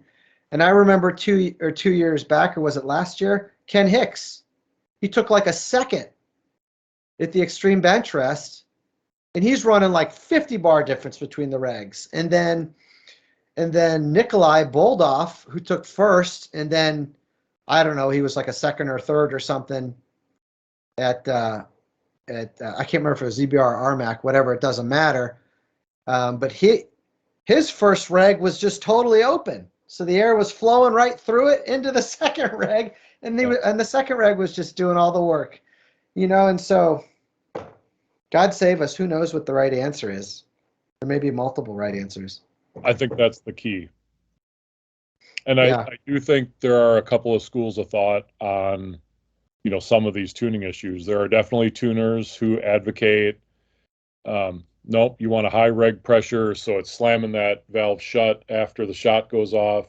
And there are other guys who are like, Justin Welsh says that. we want to run that regulator as low as possible so everything is relaxed, and it's like, you know, surfer dude versus, you know, Formula One really, race car driver. exactly. Right. Yeah. I mean, it's just two different schools of thought. I don't know that either of them are wrong. I know that I tend to go towards the lower reg pressure, and you know what's like my Maverick, I'm shooting 906 and the reg pressure's at 84 or 88 bar is what Mhm. set at. And that's with the compact. And it's, you know, I Well, it got brings us back the on tonight there to and it's dead quiet and it's super accurate. And it brings us back, PJ, to an hour ago where we were discussing. I'm starting to get this picture of a shift in thinking. What's really important is the interface between the pellet, slug, and the barrel and the harmonics. That's what's making stuff go straight, or at least that's a big part of it. And all this other stuff, there's lots of ways to get to the dance. I don't know, but that's kind of where I'm going with it in my head. yeah. Yeah, but time will tell because people will get this figured out sooner or later. Okay. Oh, this is a good one. So this is on the Air Arms TX200 Mark III 177. Tina Milligan writes, and this isn't a question. I think they were more making a statement, and I'd love to hear your comments on it. Long barrel, better accuracy, physics tells us. That's all I said. I'm with you. I do better with the short ones, but go ahead. So wow, sorry, Tina. I disagree. I disagree too. So what you need a long barrel for in some cases is to get a projectile up to speed Using less air. using less air. So if we push to the limit of this is the most air this gun can dump, the barrel could be a limiting factor in how much velocity we can achieve. And it often is in the compacts. Yes. Perfect example was the Catron compact that I just finished reviewing. Yep. And there were great points. Like go watch that. There's your Go homework. watch that. That gun was working its balls off to get really, an 18 grain to 820. Yeah. And it wasn't efficient, and I don't think it was as pleasant a shooting experience as it might have been to shoot it a little bit slower. That's what I took from your I found its efficiency to be actually very good for its little 300cc bottle, but at the same time, it was working so hard. I guess I was comparing to Michael's results at a little bit lower speed. Well, That's sure, that's what I was thinking. Yeah, they detuned that gun, Right. and it made it really just settled it down. Yeah. And it really helped with the turbulence. Like I got a lot of turbulence in a lot of different rounds, except for pretty much like the 16 and the 18 grain. Anything a 13, a 14, the Hades, I tried slugs, whatever. But that short barrel, that 280 millimeter barrel needed so much air to get those pellets up to speed that when that pellet came out, it had a big cough of air around it. So it really had a tendency to make the pellet do this, unless it was a 16 or 18 grain. Those heavier pellets for that 22 were able to kind of endure that disruption and flow as the pellet comes out. And it performed well at 50 and 100 yards with good efficiency. But the whole takeaway is it's a short range fighter because that short barrel really is going to just make everything work really hard, which can compromise accuracy. Right. With some pellets. Now, if you get a well-balanced short barrel gun, they can be very accurate. And if you can hold a longer barrel gun steady, I mean, the challenge we have in That's air where my just head was. Is the lock time of dwell time. Oh, you know, the amount of time that you have to hold that gun steady as compared to a powder burner, you know, which is out and gone. You know, I won't say exponentially slower, but we're substantially slower. And because we're operating at a lower pressure as compared to a firearm, it takes proportionately more volume of air to get that projectile out and moving through the barrel. So, you know, we've got, you know, that firearm is like that, and we're like that. That's that hold which sensitivity I'm means always talking you're about. gonna have to hold that gun steady the whole time that pellet's in the barrel, and any little variation in your form, any lack of follow through, any coming off the scope too soon, Yeah. all those things are going to be your enemy. There are some rifles where, because you put a longer barrel on it, you can achieve a little more velocity with a little less, I got to have the highest pressure. There are some, I'm sure there are some guns out there that, like, we could say, yeah, the slightly longer barrel makes that gun a little more accurate, but it's not because the barrel is longer. It's because a longer runway gives the projectile something it can do that it can't do out of the short runway. Yeah, I want to mirror what you said, and I want to be really clear. I envy these professional shooters that are competing at these events and doing really well with these like 700 millimeter barrels. Like, what comes to mind all the time is Justin Welch for some reason. He really likes to shoot 850, 860 with a 700 millimeter barrel, I think. And I don't know if people realize how incredibly disciplined and trained you have to be in your control of your body and mind to do that well. Like me personally, give me a 500 or 600 millimeter barrel shooting at 890 or 910, or give me like a 400 millimeter barrel, like in some of these bullpups. I'm better with that. It's so much easier to shoot well long because, to your point, you don't have all that dwell time of the pellet running down the bore while you're trying to hold the gun perfectly steady. Yeah, while you're trying to hold the gun perfectly steady, like a pellet moving through that thing at 850 feet per second, it takes a little bit before it leaves the business end. This is my Crown, 380 barrel. I'm gonna show you my Crown. Hold on one second, buddy. Go, keep talking. My Crown with the 380, I am way, way more accurate with this gun than I am with the 700 millimeter barrel. Yeah, look at my Crown. Yeah. I'm doing the same thing. You are. There's the two barrels. Yep. Yeah. I'm more accurate with this. I can be more careless with this. Correct. And still hit what I'm shooting at. Same thing with like the 400 millimeter bullpups and the various brand. Airgun comes to mind.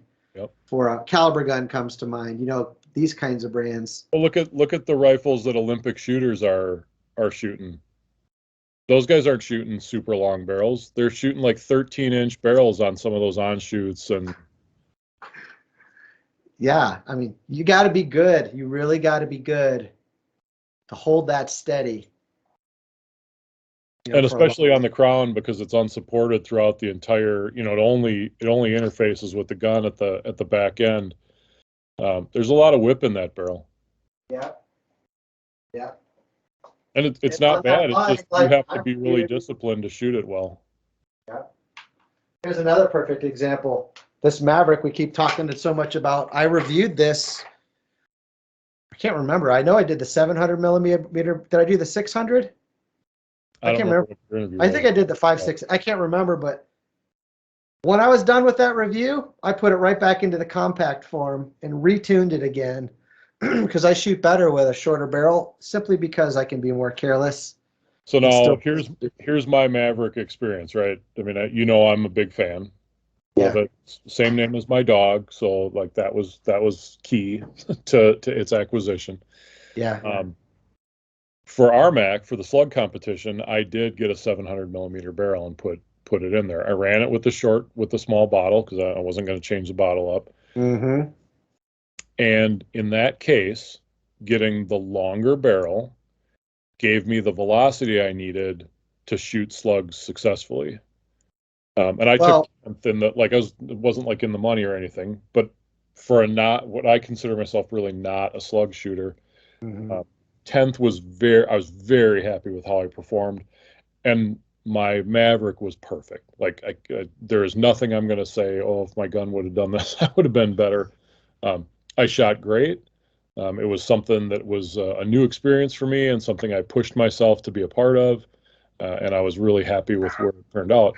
But in that case, I needed the extra barrel length to get a velocity, and that extra 200 millimeters put me in a velocity with the NSA 28.5s, where that gun was shooting very stable, and it was great. It was awesome. What we should probably leave the audience with, PJ, is the people that are competing and winning aren't shooting short barrels. No. They're shooting the long barrels. They are. And I think they're doing it because they can get their gun kind of relaxed, not have to run such high reg pressures, not have to run such high hammer spring tensions, and they're just good shooters. So there's a lot to be said for that as well. I'm going to put this away. I can see you're digging something up. So the takeaway. Yeah, my 30 cal, Steve. Yeah. My reg pressure is 100 bar for my 30 cal. So the takeaway isn't that shorter is better. I think they both have their merits. Certainly take to heart, I think, what PJ and I are telling you, but also recognize the people that are winning the big bucks with their shooting. And you're just going to have to find your own way. That's what I would say. Because I just don't want someone being like, oh, Steve said shorter's better. And then they get that and it doesn't work for them. I think you really just got to look at all the information and make a good choice for yourself. Yeah, and especially if we're talking about pellets, a pellet stabilizes itself. It wants to. Drop a pellet out of an airplane or a helicopter or a hot air. It's like a parachute. It's going straight. Yeah. The pellet, all the barrel is doing is orienting it to a direction and giving it an opportunity to get to speed. Yeah, Unless it's imparting some weird cuts due to rifling or a bad crown or something like that. All it's doing is setting the direction and getting it to speed. Yeah, and it's that boot out the barrel that can tend to disrupt it, which is why the tuning becomes so important. But the last comment I want to make on the readers or the viewers' observation is, for me, there's two big advantages to a longer barrel. The longer barrel requires less air to get up to the same speed as a short barrel, which also means that the shorter barrel requires more air than a longer barrel to shoot the same speed. So it comes down to efficiency, and the longer barrel really helps the gun settle down because it doesn't have to work so hard to get there. And that's important because of the excess air coming out around the pellet. It's going to further stabilize that load. That's where my thinking always is on this stuff. And if we jump off that to something that I'm like, part of why I really love being part of Airguns is the quiet side of things. A really short barrel, especially as you get into higher calibers, is very hard to moderate. Oh yeah, well they're loud no matter what. So much air that you would need a Volkswagen size moderator to actually deal with.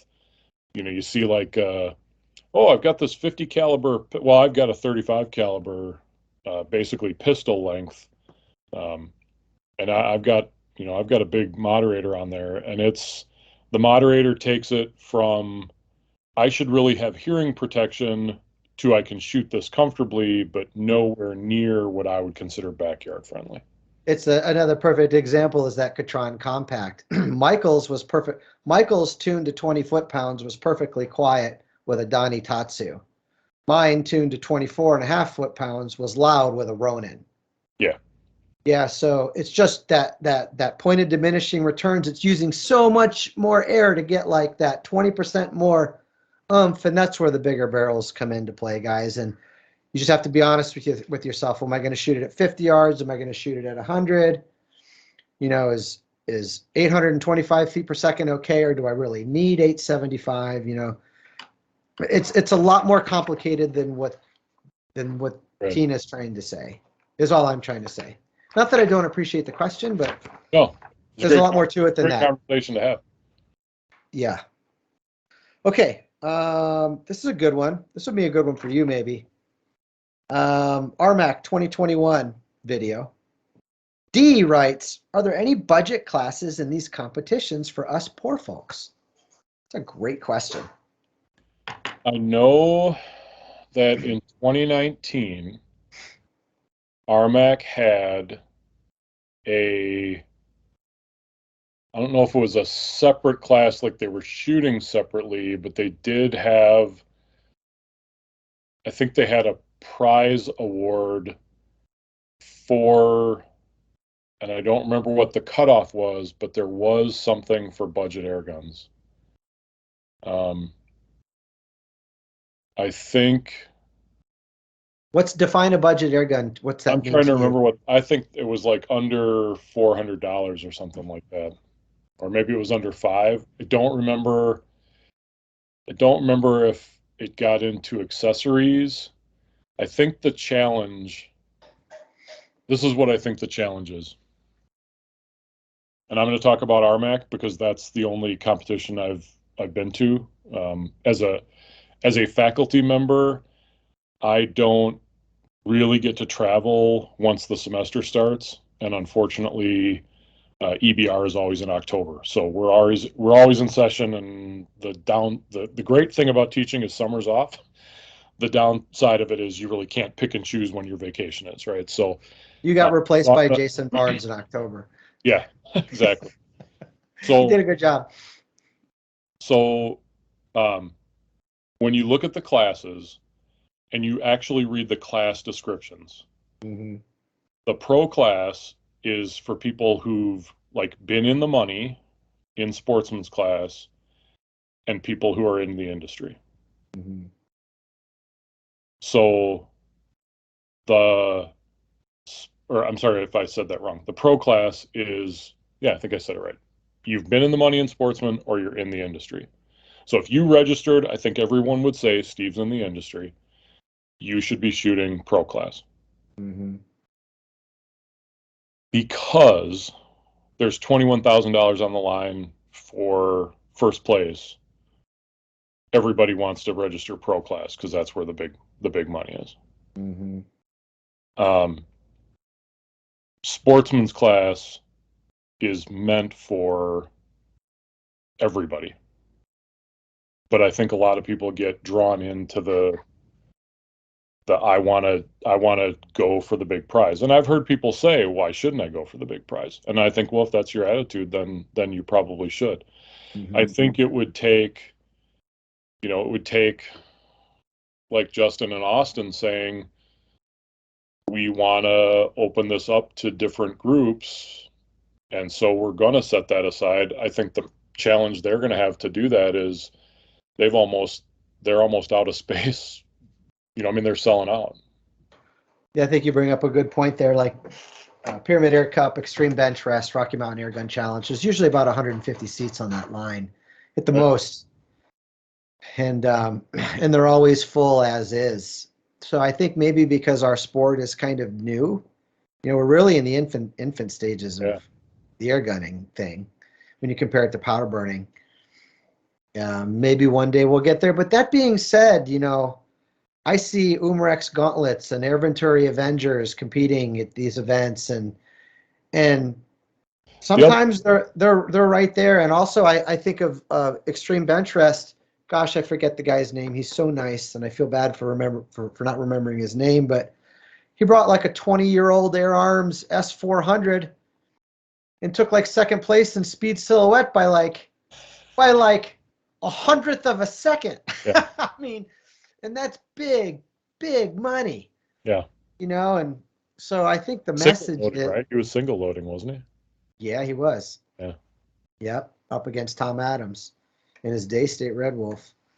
But I think the message is, if you want to go, just go and have fun. And I would. You're going to see plenty of other shooters there. They're not going to get the press time, so you may not be seeing them in the videos as much. But there's a small fraction. Yeah, there's it's not a lot. You have 150 people. You might have 5 there with budget guns. But they're out there having fun, and so I would just encourage you to go. But I really haven't seen anything. EBR has indoor pistol. It has 25 meter. You see less expensive stuff there, but it's really the more expensive some stuff of that is hyper stuff, like Huh? with the 25 meter, you see some of that, like, wow, that mechanical rest is more expensive than my gun. And They absolutely are. You'll see a $2,500, $3,000 rest in a $1,800 air gun, but Right. I don't know. But I feel like the sport is getting away from that. I feel like it's like race cars where everyone's trying to get that performance edge. I really feel, No, Steve, like we are in this in like the golden era of super bike racing, or I feel sometimes like there's this Ford versus Ferrari, thing where like how exciting is it to be in it at the time well, for when sure. all these rapid innovations are happening, Yeah. and you can actually go to an event and really actually be a part of that kind of excitement. It's almost, well, yeah, almost intoxicating at times as to how cool it is that this stuff is going on It is. We're, right we're, now. we're, we're drinking from a fire hose. If you're an air gunner, you're drinking from a fire hose. I tell people all the time, I feel like a mosquito in a nudist colony, and it's just like, where do you go? What do you do? Where do you spend your dollar? And that's why we do this. I mean, that's The why we the do other thing this. I would say is well, a lot of places there are more local and regional events, and if I was looking to try to be a part of something to get an event experience, I would not be afraid to think that you're missing out by going to local events and in that way meeting people who are actually from your area. Yeah, for sure. Um, and it But might take a little I've been digging and to find some of those. they're They're, spending money too at the local yeah, events. I've been to those and yeah, there's not a lot of people, but trying to go there for inexpensive, but we must sound like a bunch of lunatics talking about a budget gun being $300-400, but that's another question I get all the time. That air guns have so many more parts in them, so many more moving parts to design and make work together and assemble, like 100 times more parts than like a firearm, powder burning firearm, and that's what makes them more expensive. And it's the scaling. The air gun industry is like just a fraction of a percent the size of the firearms industry. And so there's that too. And both of those things make it expensive. yep. Yeah. Well, we're at an hour and 37 minutes. Do you want to do a few more and try to make it an even two? Yeah, let's do it. Let's hit it. All right. FX Maverick setup guide. Kevin Wood, 44. Impact video coming soon? Question mark. I see you got something. Yes. I've requested the new Impact M3 for February, March timeframe from FX. So that's probably when they'll send it. I'm not sure if I'll get to it at that time. It'll probably be around that time. But yeah, they've offered and I've very enthusiastically said yes. And so that's when I've requested it for around then. I'm looking And forward to your take on that. thank you. And there will be a tuning guide too. They've ordered the full boat on that thing. And I'm sure you'll be doing a video or several videos of your own if you haven't already. So keep an eye to Wisconsin Air Gunners too for that. Yeah, I think I have hoping to pull together a short video on changing. You can buy the M3 Power Wheel to replace your AB123 wheel, and I did that on my Mark II. And actually, there's one or two interesting things about that switchover. So I had a planned video. I took some stills and have to record some stuff, but that, and then I'll be doing some video on my road with the slugs in this one. Excellent. Well, I'm sure everyone will appreciate that for sure. All right, this is on an Air Venturi Avenger setup guide, which is another way of saying Air Venturi Avenger tuning guide. This is from Darren Max. Hi, Steve. What an awesome review. Thank you, exclamation point. So I've been a subscriber of your channel for years, and I love your videos. I've seen you give 5 stars to a few and 1 star to some. But I've never seen you give 5 stars to a $300 rifle. Is it safe to assume there's an Avenger in your personal collection? Thanks, brother. I always learn something new from your channels. Yeah, I got an Avenger.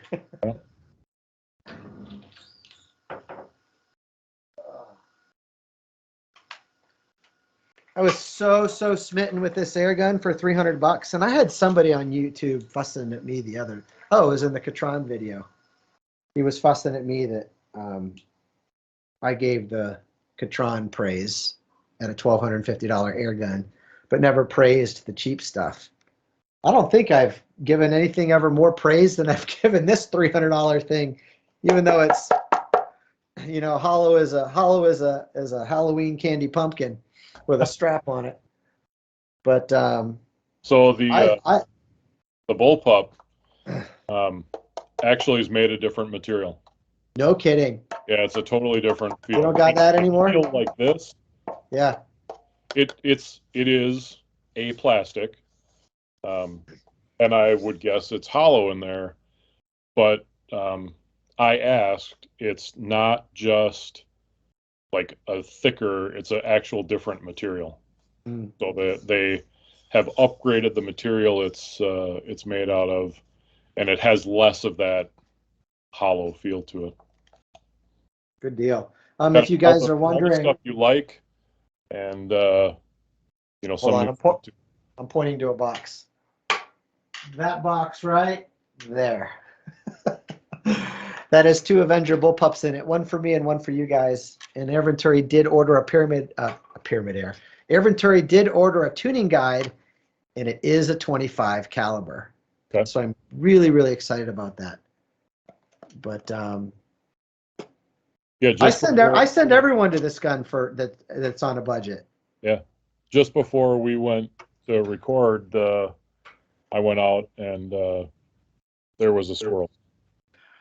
You took care of it. I was going to say, dude, the majority of squirrels who have given up the ghost on the Shalley property in the last year have given up the ghost to the Avenger, because I was able to put that eco tune on here, and it's quiet, with my DynFL adapter and my Hug It moderator there on the end, which I put on after the reviews. And one of the interesting things about what we found out about the Avenger is that it favors the Tanto from DynFL. Interesting. Actually, we have consistently gotten reports back from customers that they like that their gun likes the smaller. So not only is it like budget friendly, but it actually likes the budget friendly. The budget moderator as That's well. good to know. I used to recommend the Sumo a lot, and lately what we've been hearing back from people is, we're getting better accuracy and just as good a noise reduction from the Tanto. Out of the little guy, huh? No. Good deal. Now, I'll be the first one to say, if you're going to buy this for $300, recognize what you're buying. Yeah.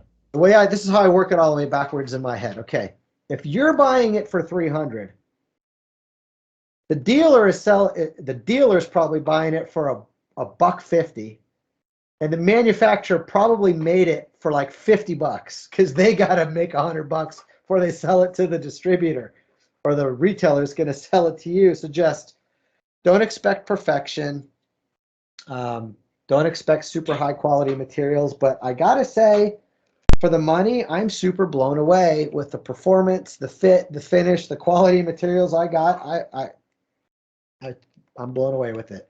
You want to know what I think and the tunability, and the trigger, everything. You want to know what the best part is?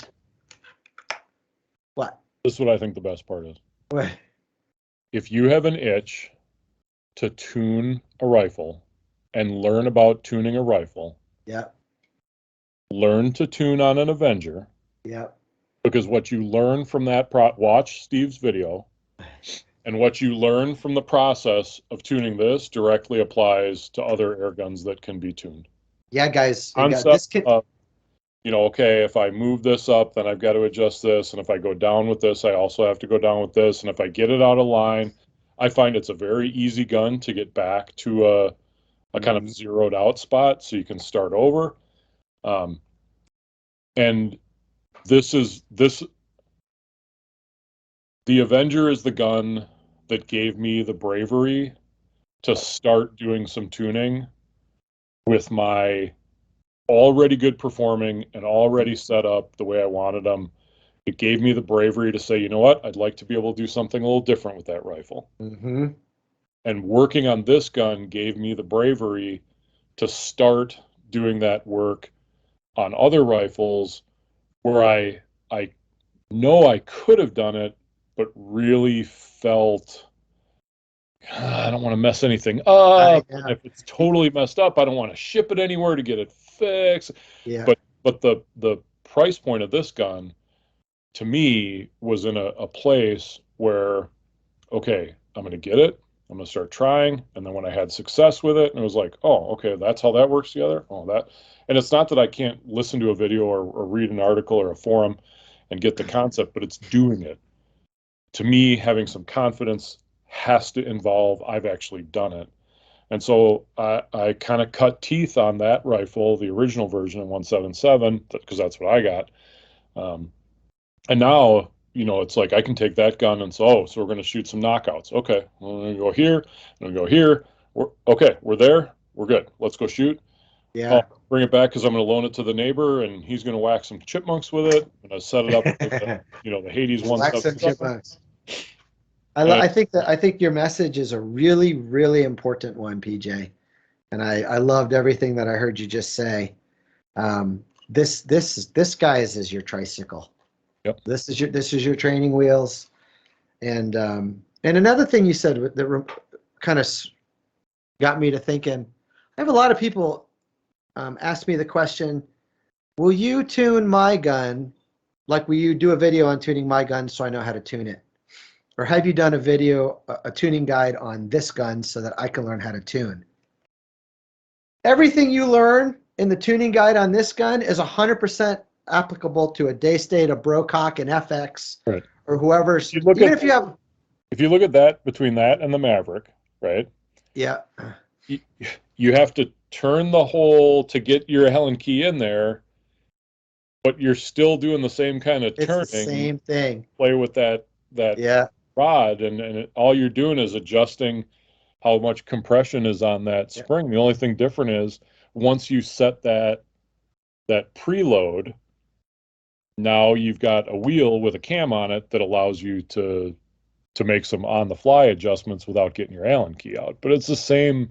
The lessons are the same. The approach is the same. You're balancing forces and you're balancing pressures, and you're looking for harmonic sweet spots, and you're looking for a velocity and a not waste air being dumped out the end each shot situation where your stuff's going to fly true and straight. And this is just such a good tool for that.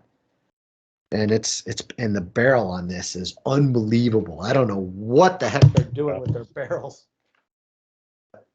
Unbelievable.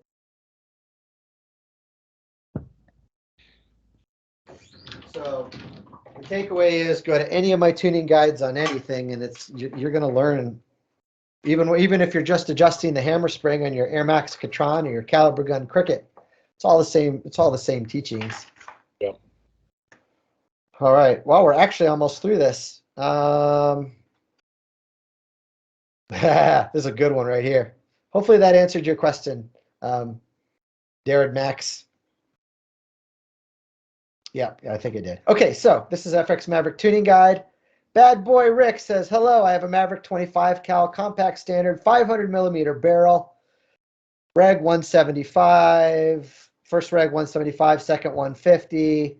Power wheel 7, internal hammer spring. You don't know where it's at. None of us ever do unless you take it apart and measure it or count the turns. And shoot JSB knockout slugs, 33.5 grains to 885 feet per second. The slugs spiral. Double exclamation point. Does anyone know why? Question mark. I forgot the whole first part of what he said. I just zoom in on the spiral. What? I don't know if he's going fast enough. And this may be, he may be up against the wall of, if it were a longer barrel, you might have that ability to get that little higher speed that might help those stabilize.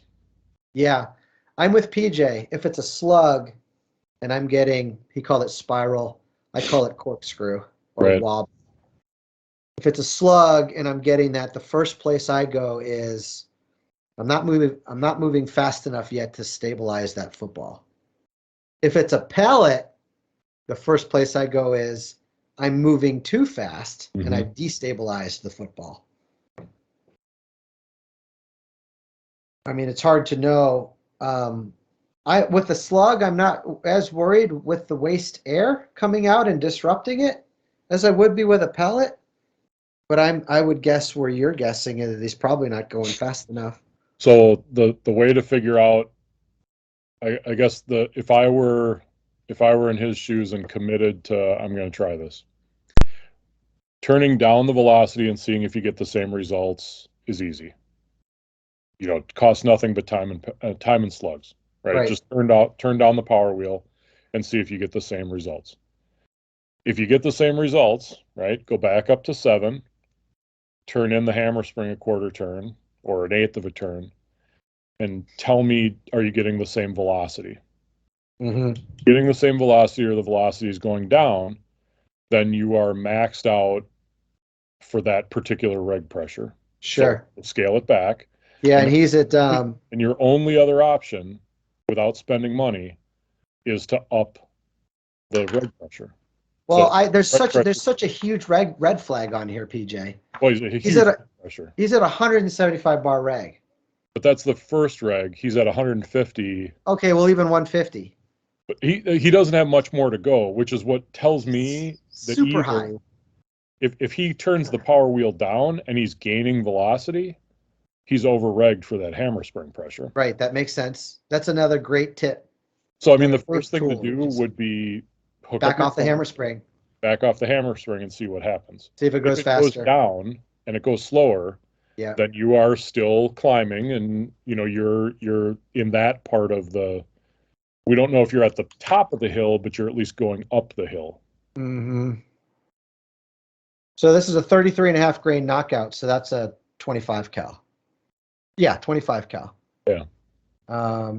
Yeah, I mean, a 500 millimeter barrel, I'm starting with my reg at like 120. Right. Not 150. And I'm going to back the hammer way, way, way out, and I'm going to start bringing that hammer up until my velocity goes up and then starts falling, to your point.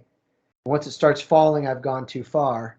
Back it off again until it's high, and if I don't get there, then bring up the reg, bring up the hammer. They go up together, and they go down together. Yeah. And I just don't know the 25 cal well enough to know if that's a achievable speed with that projectile from a 500 millimeter barrel. Yeah, that seems like an awful. I'm claiming ignorance. I'm claiming ignorance on that one. Yeah. Yeah, that's a heavy slug too for a 500 millimeter. Now we're back into that. Okay, well, a longer barrel doesn't mean it's more accurate, but it does allow you to get a little more velocity. You know, and if a 600 millimeter barrel, what did he say the velocity was? 885. I would be willing to bet that a 600 millimeter barrel would take that probably to 910, 915, and a 700 millimeter barrel would put that at 930 to 950. That's my guess. Yeah, I'm remembering back to that. Are not my thing. I'm remembering back now to, I think it was the Maverick, but literally bolting on the crown continuum was the same. Going from that, I think that 380 to that 600 or 700, whatever it was like a bolt on 100 feet per second with the exact same setting. Yep. Might have been more. It was like a bolt on buck 25 feet per second or something like that. But to answer his question, I think he's got to speed the slug up. And I think in order to speed his slug up, he needs to get way off of that reg, get that reg down to 110. He needs to find out if he's over-regged. I can almost promise he is at 150. You don't have to run a Maverick to 150 to get the power out of it. I just don't know the 25 and what those numbers are because I haven't played with that. Well, I have. I can tell you in the 22, that's ridiculous. That's almost twice what you need in a 22. Yeah, you don't need it because it's not so much the reg pressure, guys, because remember the 25, you change not the fill probe, the bolt probe, and that bolt probe might have like a larger hole in it. Yep. And it might even have a different weight hammer. So it's not like just it probably doesn't. I don't know. Double check me, but it's not just the reg pressure. So if I'm him, I'm getting that reg pressure down 120, 125 on that second reg. Start over. Keep the 25 differential back, put my cam to a 7, back way out on the internal hammer spring, and just start moving that internal hammer spring in until I've gotten the velocity as high as I can get it. And if I'm not where I want to be, to your point, now it's time to bring the reg up another 5 bar, back everything out, try it again. For all these questions where it's like I'm lost, really, I mean, I think I could maybe speak for both of us. Go back down to the first floor, and work yourself back up. That's the place to start. It's exactly why. Don't start from high stuff and work it down. If you're like, works. hey, this is all messed up. Yeah. Back out that hammer spring, preload, bring the regulator pressure down, find a balance point low, and then start working it up together. Exactly what PJ said.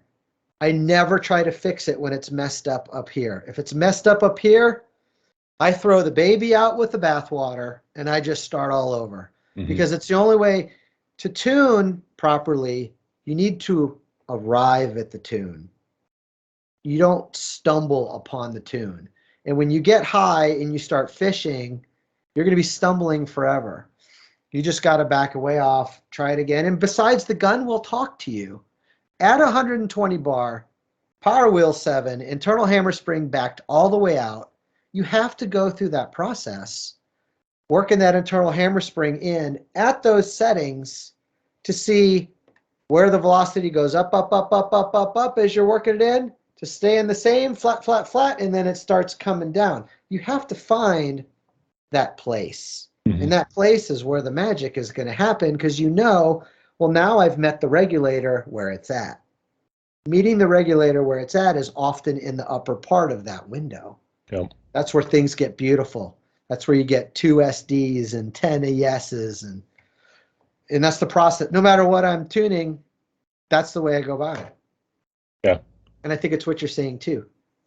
Yeah, I think where we have differences, I might start a little bit lower, and I tend to, from a power wheel standpoint, I tend to work off the 5.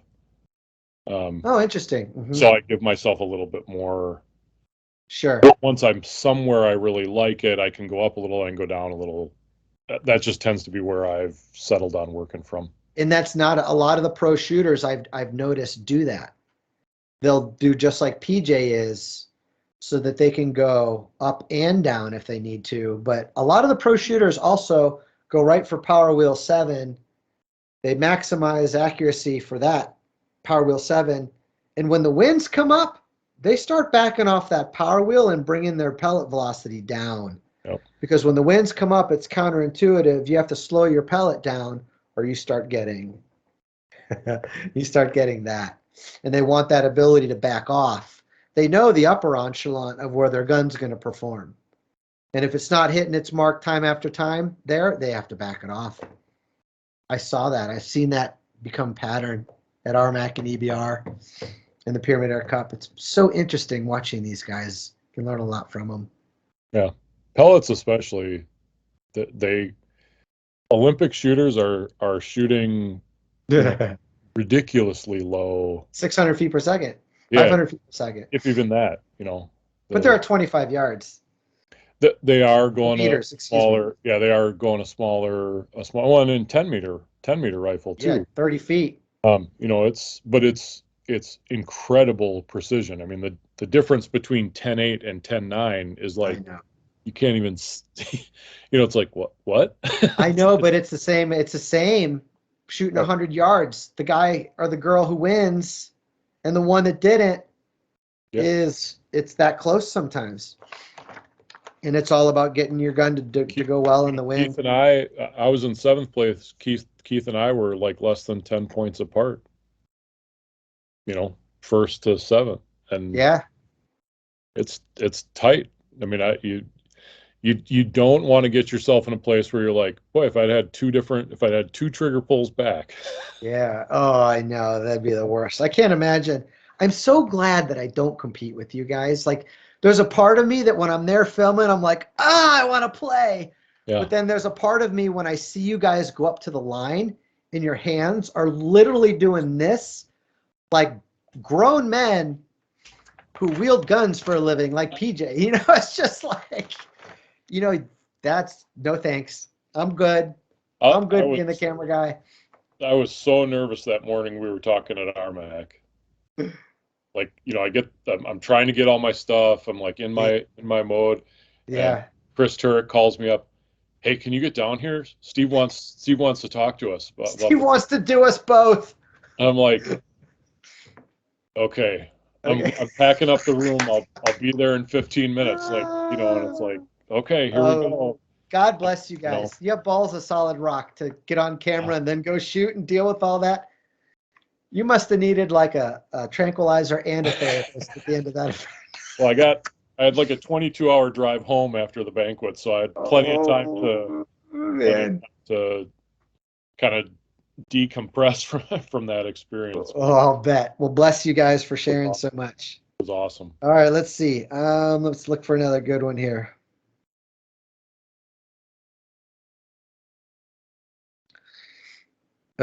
You know, this other gentleman in the tuning guide, it's the same thing we've been talking about. I don't know that you and I need to answer it, but I'm going to read it just for sake of the audience can see the pattern of what I get from them, you know. FX Maverick tuning guy, Bob Vanden Heuvel. Hi, Steve. Thanks for the great work! Exclamation point. I must have spent hours watching your videos. Smiley face. Thanks, buddy. Forgive my ignorance, but is IHS the fine adjustment setting for the hammer spring? Yes. And if so, what is the takeoff point? It being turned all the way in? Yeah, it can go all the way in until it stops. If so, I'm definitely going to try out. I'm definitely going to try some of your tunes. I've tried several different slugs. It's been really frustrating so far. Kind regards, Bob. So I will say the internal hammer spring and that knob that you see on a lot of these FX guns, they're just a function of one another. You know, that big knob kind of controls the macro movements, and that little internal hammer spring screw controls the internal movements. And you have to dial them. They both push on the exact same, they both compress the exact same spring that the single valve uses. And they're in tandem, and they work in tandem with one another. When I think of all the different designs of like the Crown, the Impact, the Maverick. Yeah, like I don't want to get too specific, but they are functions of one another and they work together. They're so they're like three sides of a triangle. Like there's geometry to how they. Yes. Every once in a while I see something where I think, I wish somebody would have asked me what to call that. Not a huge fan of calling it the micro and macro adjuster because I don't think that actually does what those two different tools do. Oh, for me it does, so that's interesting.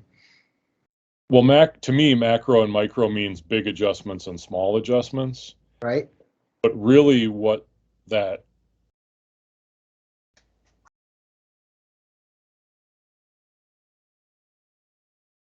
So yeah, I can see them. It's good right there. What this is doing is putting tension on the spring like prior to it being cocked.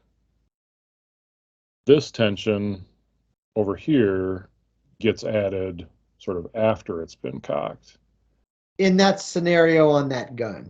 And in the Crown especially, what you'll see is if you go cranking that hammer spring screw up, yes, you will, because I mean that really it is user adjustable on the Crown. You can't get the knob on and off if you do that. Right. Yeah. So it is user adjustable, but it's not like user friendly adjustable. And similar on the Mark I or the original Impact, you could adjust it, but it was Loctited and it wasn't friendly to adjust. And what you saw in those guns is when you boosted, if you will, if you turned it in, what you did see was a shift in what the power was. So let's say my gun on the wheel was shooting, I'm just going to pick numbers because it's easy. It was shooting from 850 to 900, right? Mhm. That was the range. On your wheel. On my wheel, on the And then you ABC come in one, a little right? on the IHS. So I move this in. Yep, a little bit. Now I'm going up to 910, Yeah. but I used to have a range of 50. Now I only have a range of 40. So it's like preload on a shock absorber. I go a little bit further and I can go to 920, but now I only have a range of 35. And this is where it's like a geometric arrangement. The more you go up on that preload, yes, you will achieve higher, excuse me, but you will also start to shrink the range of what you get in terms of adjustment. I think that's a super, super good point. And the only And other thing I nobody want talks to about add, it, and I don't know how many people have ever noticed. I know I had a conversation. I've talked to Ted about it, Ted Beer. yeah, It's just not one of those things like, and so you get into like, this is the micro adjuster, which implies that it's making small changes. And because it's so finely graduated, they are. But if you crank it from all the way on this end to all the way on this end, what you're doing is shrinking what this wheel you're can do. shrinking that workable window. You know, your genius, PJ, you know, I think a lot of us get this up here, but then to be able to vocalize it and teach it, that's where the real genius is. And that's where you are just so strong. And that's why I'm so glad that we did this together. But not to take away from that, but my thinking of like, I've in my head, they're different. The Crown is different than the Impact was, and the Impact was different than the Dreamline was, and the Dreamline worked differently than the Maverick. As far as that relationship between the internal hammer spring and that macro wheel. Like, I feel like with the Crown, to your point, it was almost like gain, you know, it was like a gain knob for that wheel. Where with the Maverick, I felt more like it was a fine tuning of the wheel. But I guess to your point, I think you're right. And I think I'm wrong. I think the way I've thought about it in the past has not been right. The macro adjustment is a function of where you are on the micro adjustment or the internal hammer spring adjuster. And I think that's exactly what you've put into words. And I feel like you're dead on about that. I do think what's going to be cool is that I won't be surprised if in the future more of FX rifles will have that. And I'll just use the micro adjuster. And I think the best thing about it is that this conversation we've had, I don't know how many times in the last 2 hours about I've lost where zero is or where neutral or whatever is. You don't get that when you have that wheel arrangement on the outside with a graduated, it's like an old school AM FM radio where you can see where the dial is on the AM FM spectrum. With clicks where it falls into place and goes back to that got spot. the tense and it's graduated. You don't ever get lost on that. We're on the Crown and on the Dreamline and on the Maverick and the Wildcat and everything else. You can get lost in there. It's not something to be afraid of because you can always go back to actual zero. Like, you know, let's just push the screw as far as it goes this way. And that's, you know, the bottom, and then we'll start coming back out. So this is a Crown. This is the ABC 123 wheel. Now turn it around. Yeah, I was just going to say, so back out right there. Perfect. You have a dual-sided cam, right? Yep. Okay, so this is the new version of an impact wheel. Okay. And the cam is just like different shape. Yeah, I see that. Instead of being an egg where you go up and down on both sides, it's a progressive wheel. Progressive all the way to the top. I like that better. I do too. I think it's way more intuitive. Yeah. And so this is going to go on my Mark II. This wheel is, and this is actually what came off of my Crown because they have a Crown wheel that now gives you the full thing. And I won't be shocked. And I don't have any inside. I don't work for FX. I don't have any inside info on anything. But I'd be shocked if at some point in the future a crown doesn't have that external, because the screws there, it's just hidden. The cam, the profile. Yeah, I'm sure. I mean, At it's some like, point you'll have that click wheel because that is so genius. All of like we well, spend the enough time. aftermarket came up with it. I forget the name of the company that came up with that progressive wheel for the FX stuff. Okay, So I didn't know there was one out there. yeah, So it makes sense that they be using that. I do want to, we've been focusing so heavily on the Air Venturi Avenger and the FX stuff, yeah, and how it's like this tuning can be overwhelming and you can really lose your place. I work for Daystate and FX, and this is a great time for me to mention the digital tuning world, like the Daystate line of guns are electronic tuning. hmm And and if you have that and you know how to work it, and if you don't, check out my videos on it. Going back to these sweet spots literally takes like 2 minutes. yeah, that's super cool. It's super cool. It's expensive, but those Daystates are doing very well in the competitions where the money is, just like the FXs are. And I'm not trying to sound like a paid shill, but that's the reality of the situation. Both of these brands are doing so well. And if you're watching this and you're going, oh, that tuning thing kind of freaks me out, I don't want to have to go back and try to find the spot. Check out the Daystate, because that technology, if that's of your primary importance, it's very easy to go back and find where you were. You have several programs you can store in the gun. I know this pellet works good at this speed, and you can store 3 of them. And the new Delta Wolves, I think you can store a lot more of them. Yeah, and I've had trigger time on the Red Wolf, which is a beautiful shooting gun. In fact, the first performance PCP I was ever exposed to was an old Daystate Airwolf, Mm-hmm. which my buddy Noah has, and it's an amazing gun to shoot. I mean, Exactly. it's just so refined, and it's beautiful, and it feels great in your hands, and super accurate. It's a great gun. Are you doing anything Delta Wolf? Yeah, they've offered actually. I think And the upside, like to me, where they've really taken a step forward on that is the idea that they're going to give you a little easier way to get in and do that playing around. well, you're doing it a lot. It's going to be phone and this Yeah, other stuff, but it'll be Delta Wolf is going to be late 2022 probably, is when I told them would be a good time for me. sure. But yeah, I'm an FX fanboy, but I'm also really passionate about what I'm seeing Daystate doing. Full disclosure. So we've really been beaten on that FX drum today, but there's other good things for you guys to look at out there.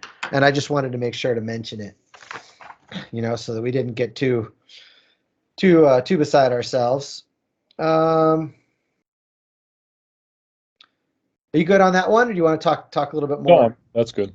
Yeah, I think we covered that. I like lots of different brands of air guns too, so lots of fun. Yeah, for sure. What do they sell it? There's a seat for every ass. Yeah, Is that the nicest way to put that? that's pretty good. That's Yeah. pretty. Um, this gentleman says, this is Brock Warva. Can I ask what you would set the first reg and second reg for a JSB 44.75 grain pellets? I'm a newbie and need some guidance. So I'll just quickly say, watch all of the tuning guides, because there's no like magic number that we can just give you. It's all about. Do you say what gun, Steve? No, which is good. I'm glad Can I that he give did. some advice on that? Yeah. Give some advice on that.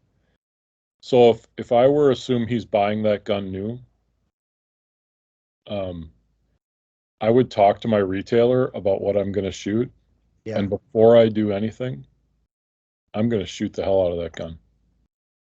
Yeah, and companies like Utah Airguns, Yeah, so many of our you tell them what your expectations are, and you pay an additional service for their tuning service, and they'll make it shoot right for what you want if you don't want to fool with it. But my message would be very different. It's just take everything you've learned in all these different tuning guides and back way out on everything and go in search of your nugget tune.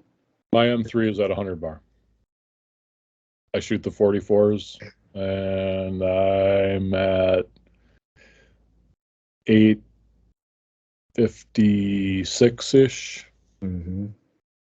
That's where people seem to want to be on the 30 cals. Where I shoot for competition.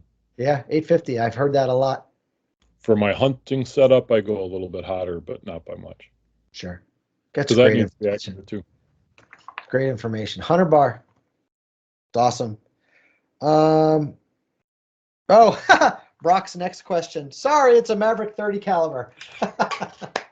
So yeah, start at 100.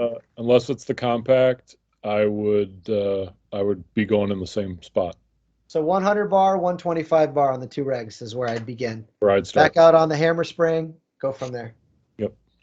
Put it on either the max on the cam or the second or third from the max like you like to do, and just go in search of that beautiful. Now, if you're on a shorter barrel, you're going to have to get a little more air to get that up to speed with a shorter barrel. That's just the reality of it. The 30 cal probably only comes, I'm guessing, in the 600 and 700, I would guess. I think they make a 30 cal compact. Whoa. I think they do. Okay. Dude, there's only 2 more questions. Can't believe we got through all this, and it's only been 2 hours, 16 minutes, and 12 seconds, according to the Skype timer here. FX Crown Continuum Setup Guide, Michael Britton. So on rewatching the video, I have a Crown Mark II with an amp regulator, and the manual states to turn the screw to increase the reg pressure with the air in the system, but never reduce reg pressure without removing the bottle and dry firing the air from the system. So who's right? Or did FX ship my Mark II with a Mark I manual? Really confused. I definitely have some things to say about that, but no, you go ahead, please, on that. So the manuals are often not in harmony with the products across all the brands. FX is not immune from that. They did switch to that amp regulator mid-production cycle. So if you're pre-amp regulator, you definitely want to purge the air from your FX before you go and decrease regulator pressure. If you have an amp regulator, they've been designed to handle you increasing regulator pressure, which means clockwise on the screw. But you don't want to do that in huge amounts. Their exact words to me when I talk to them directly, about a quarter turn at a time, dry fire it a couple of times to let everything equalize, then a quarter turn at a time, dry fire it, let things equalize. Otherwise, you're putting a lot of pressure on stuff. I've done the quarter turn thing and blown out FX regulators, and I've done the quarter turn thing, and some have been fine. So,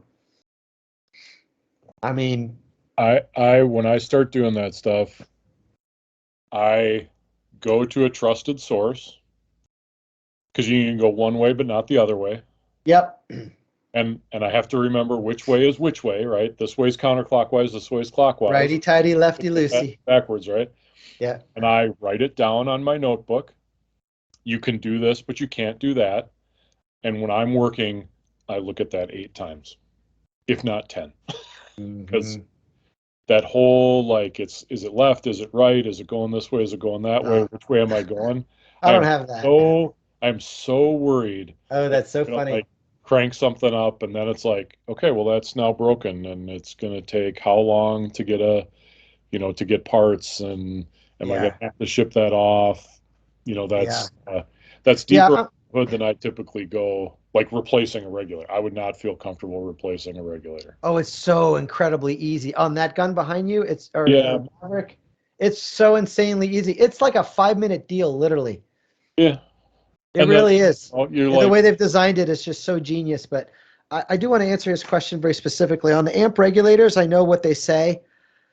I typically go like an eighth, like a half of a quarter. So that's an eighth. I'll go an eighth, dry fire it a couple times, go an eighth, dry fire it a couple times. If I go a third eighth. I think you want to do that anyway. You want to make these small adjustments. You want to make small adjustments. And I found interesting with those guns, I'll be on my like third eighth, and I'll dry fire it like a couple of times, and then I'll dry fire it that 4th time, and I'll hear the whole thing like equalize pressure and relax. And that kind of told me, whoa, stuff was building in there uncomfortably high to where you might want to be dry firing 4 or 5 times. So, well, and with when we start talking about, when they first came out with that amp regulator, nothing had a really large size plenum, right. and that plenum volume not messes with, but changes the equation in terms of, how it's all linked together to work and where the valves are relative to those plenum spaces. And the bigger the plenum, I think the more times you're going to have to do that dry fire to get that equalization. Oh, for sure. It's like adding 100 cc's to a 400 cc bottle. It's insane. Of course, the thing holds a lot of air. Well, that's what you start once you start getting in and you're tuning like one of these M3s or the Maverick, which both have really large plenums. And I think maybe you even made a note on that in one of your videos. Have your air source ready, because when you degas that, especially on my compact, you've taken like a third. When you screw that bottle in, you just took a third of the volume of the air. I mentioned that in the Maverick tuning guide. I had a couple of bottles out there, but that's something that nobody talks about. No. And I was like, I better mention this because I've never heard anybody say this ever. Right. And so I thought I'd share it with the audience. 100%. Yeah. All right. So last one. This is also on the Maverick tuning guide. Ed Bronbeck. Great vid, Steve, and thank you! Exclamation point. It really helped to connect the content from other sites and channels. It sounds like the M3 tuning could land the same time mine does.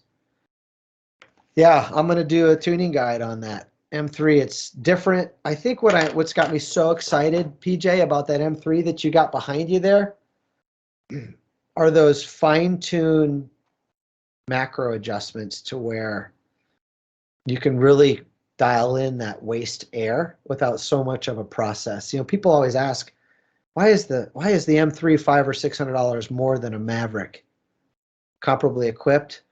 And I really feel like more than anything, you're paying for that convenience and time of not having to depressurize with the regs, and you're paying for the added micro tuning adjustments of that gun, which really helps one control the waste air behind that pellet or slug as it leaves. Yeah, we can all get our guns shooting 100 or 1 inch at 100 yards fairly easy, but those adjustments are what enable it to run at a 1/2 inch consistently at those distances. And I think because of that, I'm super excited. Yeah, I think it does a little bit, for the platform. What has held me back in the past on tuning is I've got a gun, I like how it's set up, and it's working really well, but I want to try something different.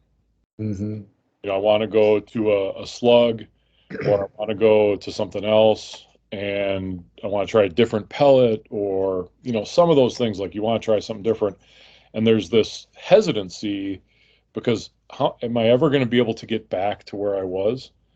And knowing that, okay, well, I can record this setting easily, and I can record this setting easily, and I can record this setting easily, and it will repeatably go back to those numbers, opens the door to, I don't have to worry about, am I really going to screw this up, because I know what I can dial it back to. We can talk about, like, I'm going to go a quarter turn, but I don't know about you, but this is not that finely tuned of an instrument. And, kind of what I feel is a quarter turn is that 3/16 or is it 5/16? And you never really know, especially once you start turning those screws that you actually can't see. I never feel like I know that I'm going to be able to get that back exactly where I want it to. And so with a graduated scale, going right back to where it was. It's going right back to it. And I think it's something really interesting you talk about. I have the same Allen wrench set that I bought off of Amazon. I wonder how many of us have that same exact set. Yeah. But I've had them to where, like, tuning these guns where I'll turn that. It's not even visible, but it's an audible, like, little crack of the threads in there. Now I found the sweet spot, especially like on these FX guns. So I think the end game really is going to start to focus on these micro tuning, because That's what brings you into greatness from really solid goodness. Yeah. When you start talking 100 yards and competition level stuff and the ability to control that, make those little adjustments in the wind on the go are everything to getting your pellet or slug to chill out as it traverses its 300 feet. Yeah. Yeah. A long way. It is. It is. So I want to say, I think in closing that, guys, if you've made it this far, like this Ask AEAC has been very tuning focused. It's been in a big way FX tuning focused. Again, that's because my perception is that that's where PJ's brilliance lies in, and I'm sure he's got more. But going forward, you know, I would love to do one of these with Tyler Patner, like at Pyramid Area Insider, and Rick Ream, shooter 1721, and these guys have had their hands on so many different guns. So with questions, I'll pick out questions that take us down a totally different pathway. So if you guys have enjoyed this, I'd love to hear your feedback in the comments and going forward. If it would interest you to just kind of for me to make my way around the industry and include some more geniuses like PJ here on a whole assortment of just different audience questions, and that way we can all kind of learn and grow together. I can't imagine, Steve, the volume of questions you get with every one of your releases.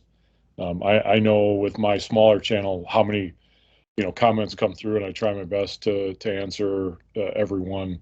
I applaud you for taking this on, because I know people do have, and these are all good, legit questions. It's really nice when they include smiley faces and exclamation points about positive things.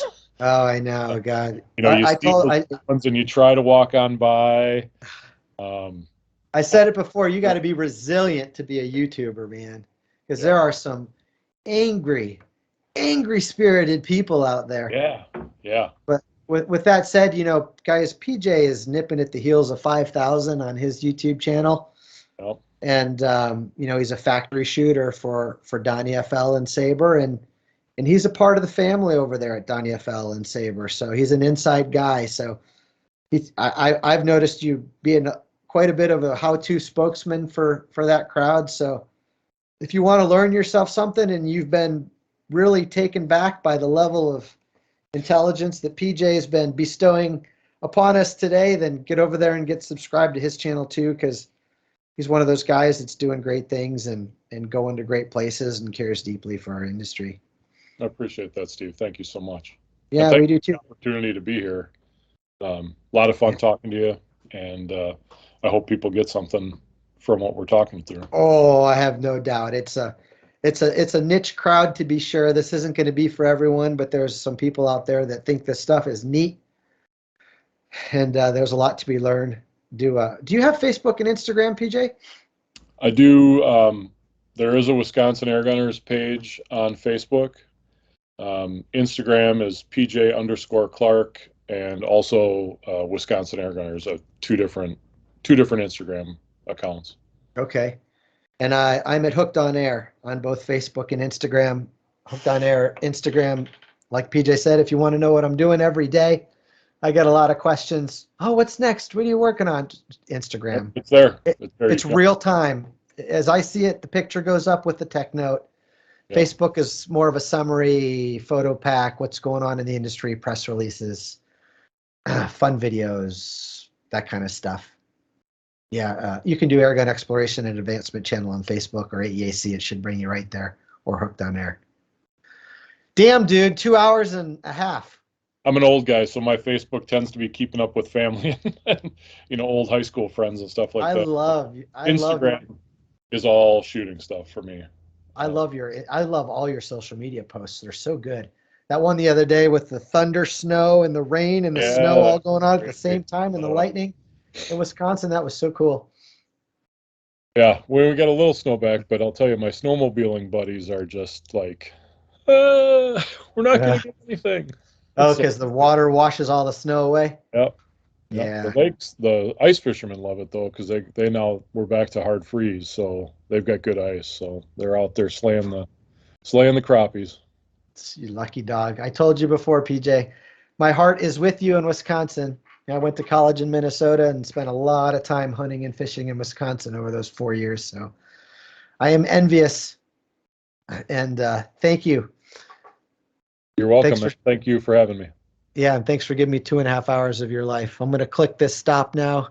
And bye, everybody. Thanks for hanging with us. And let us know what you think in the comments down below if you want to see more of this or if you hated it and thought it was a waste of time. Thanks, guys. See ya.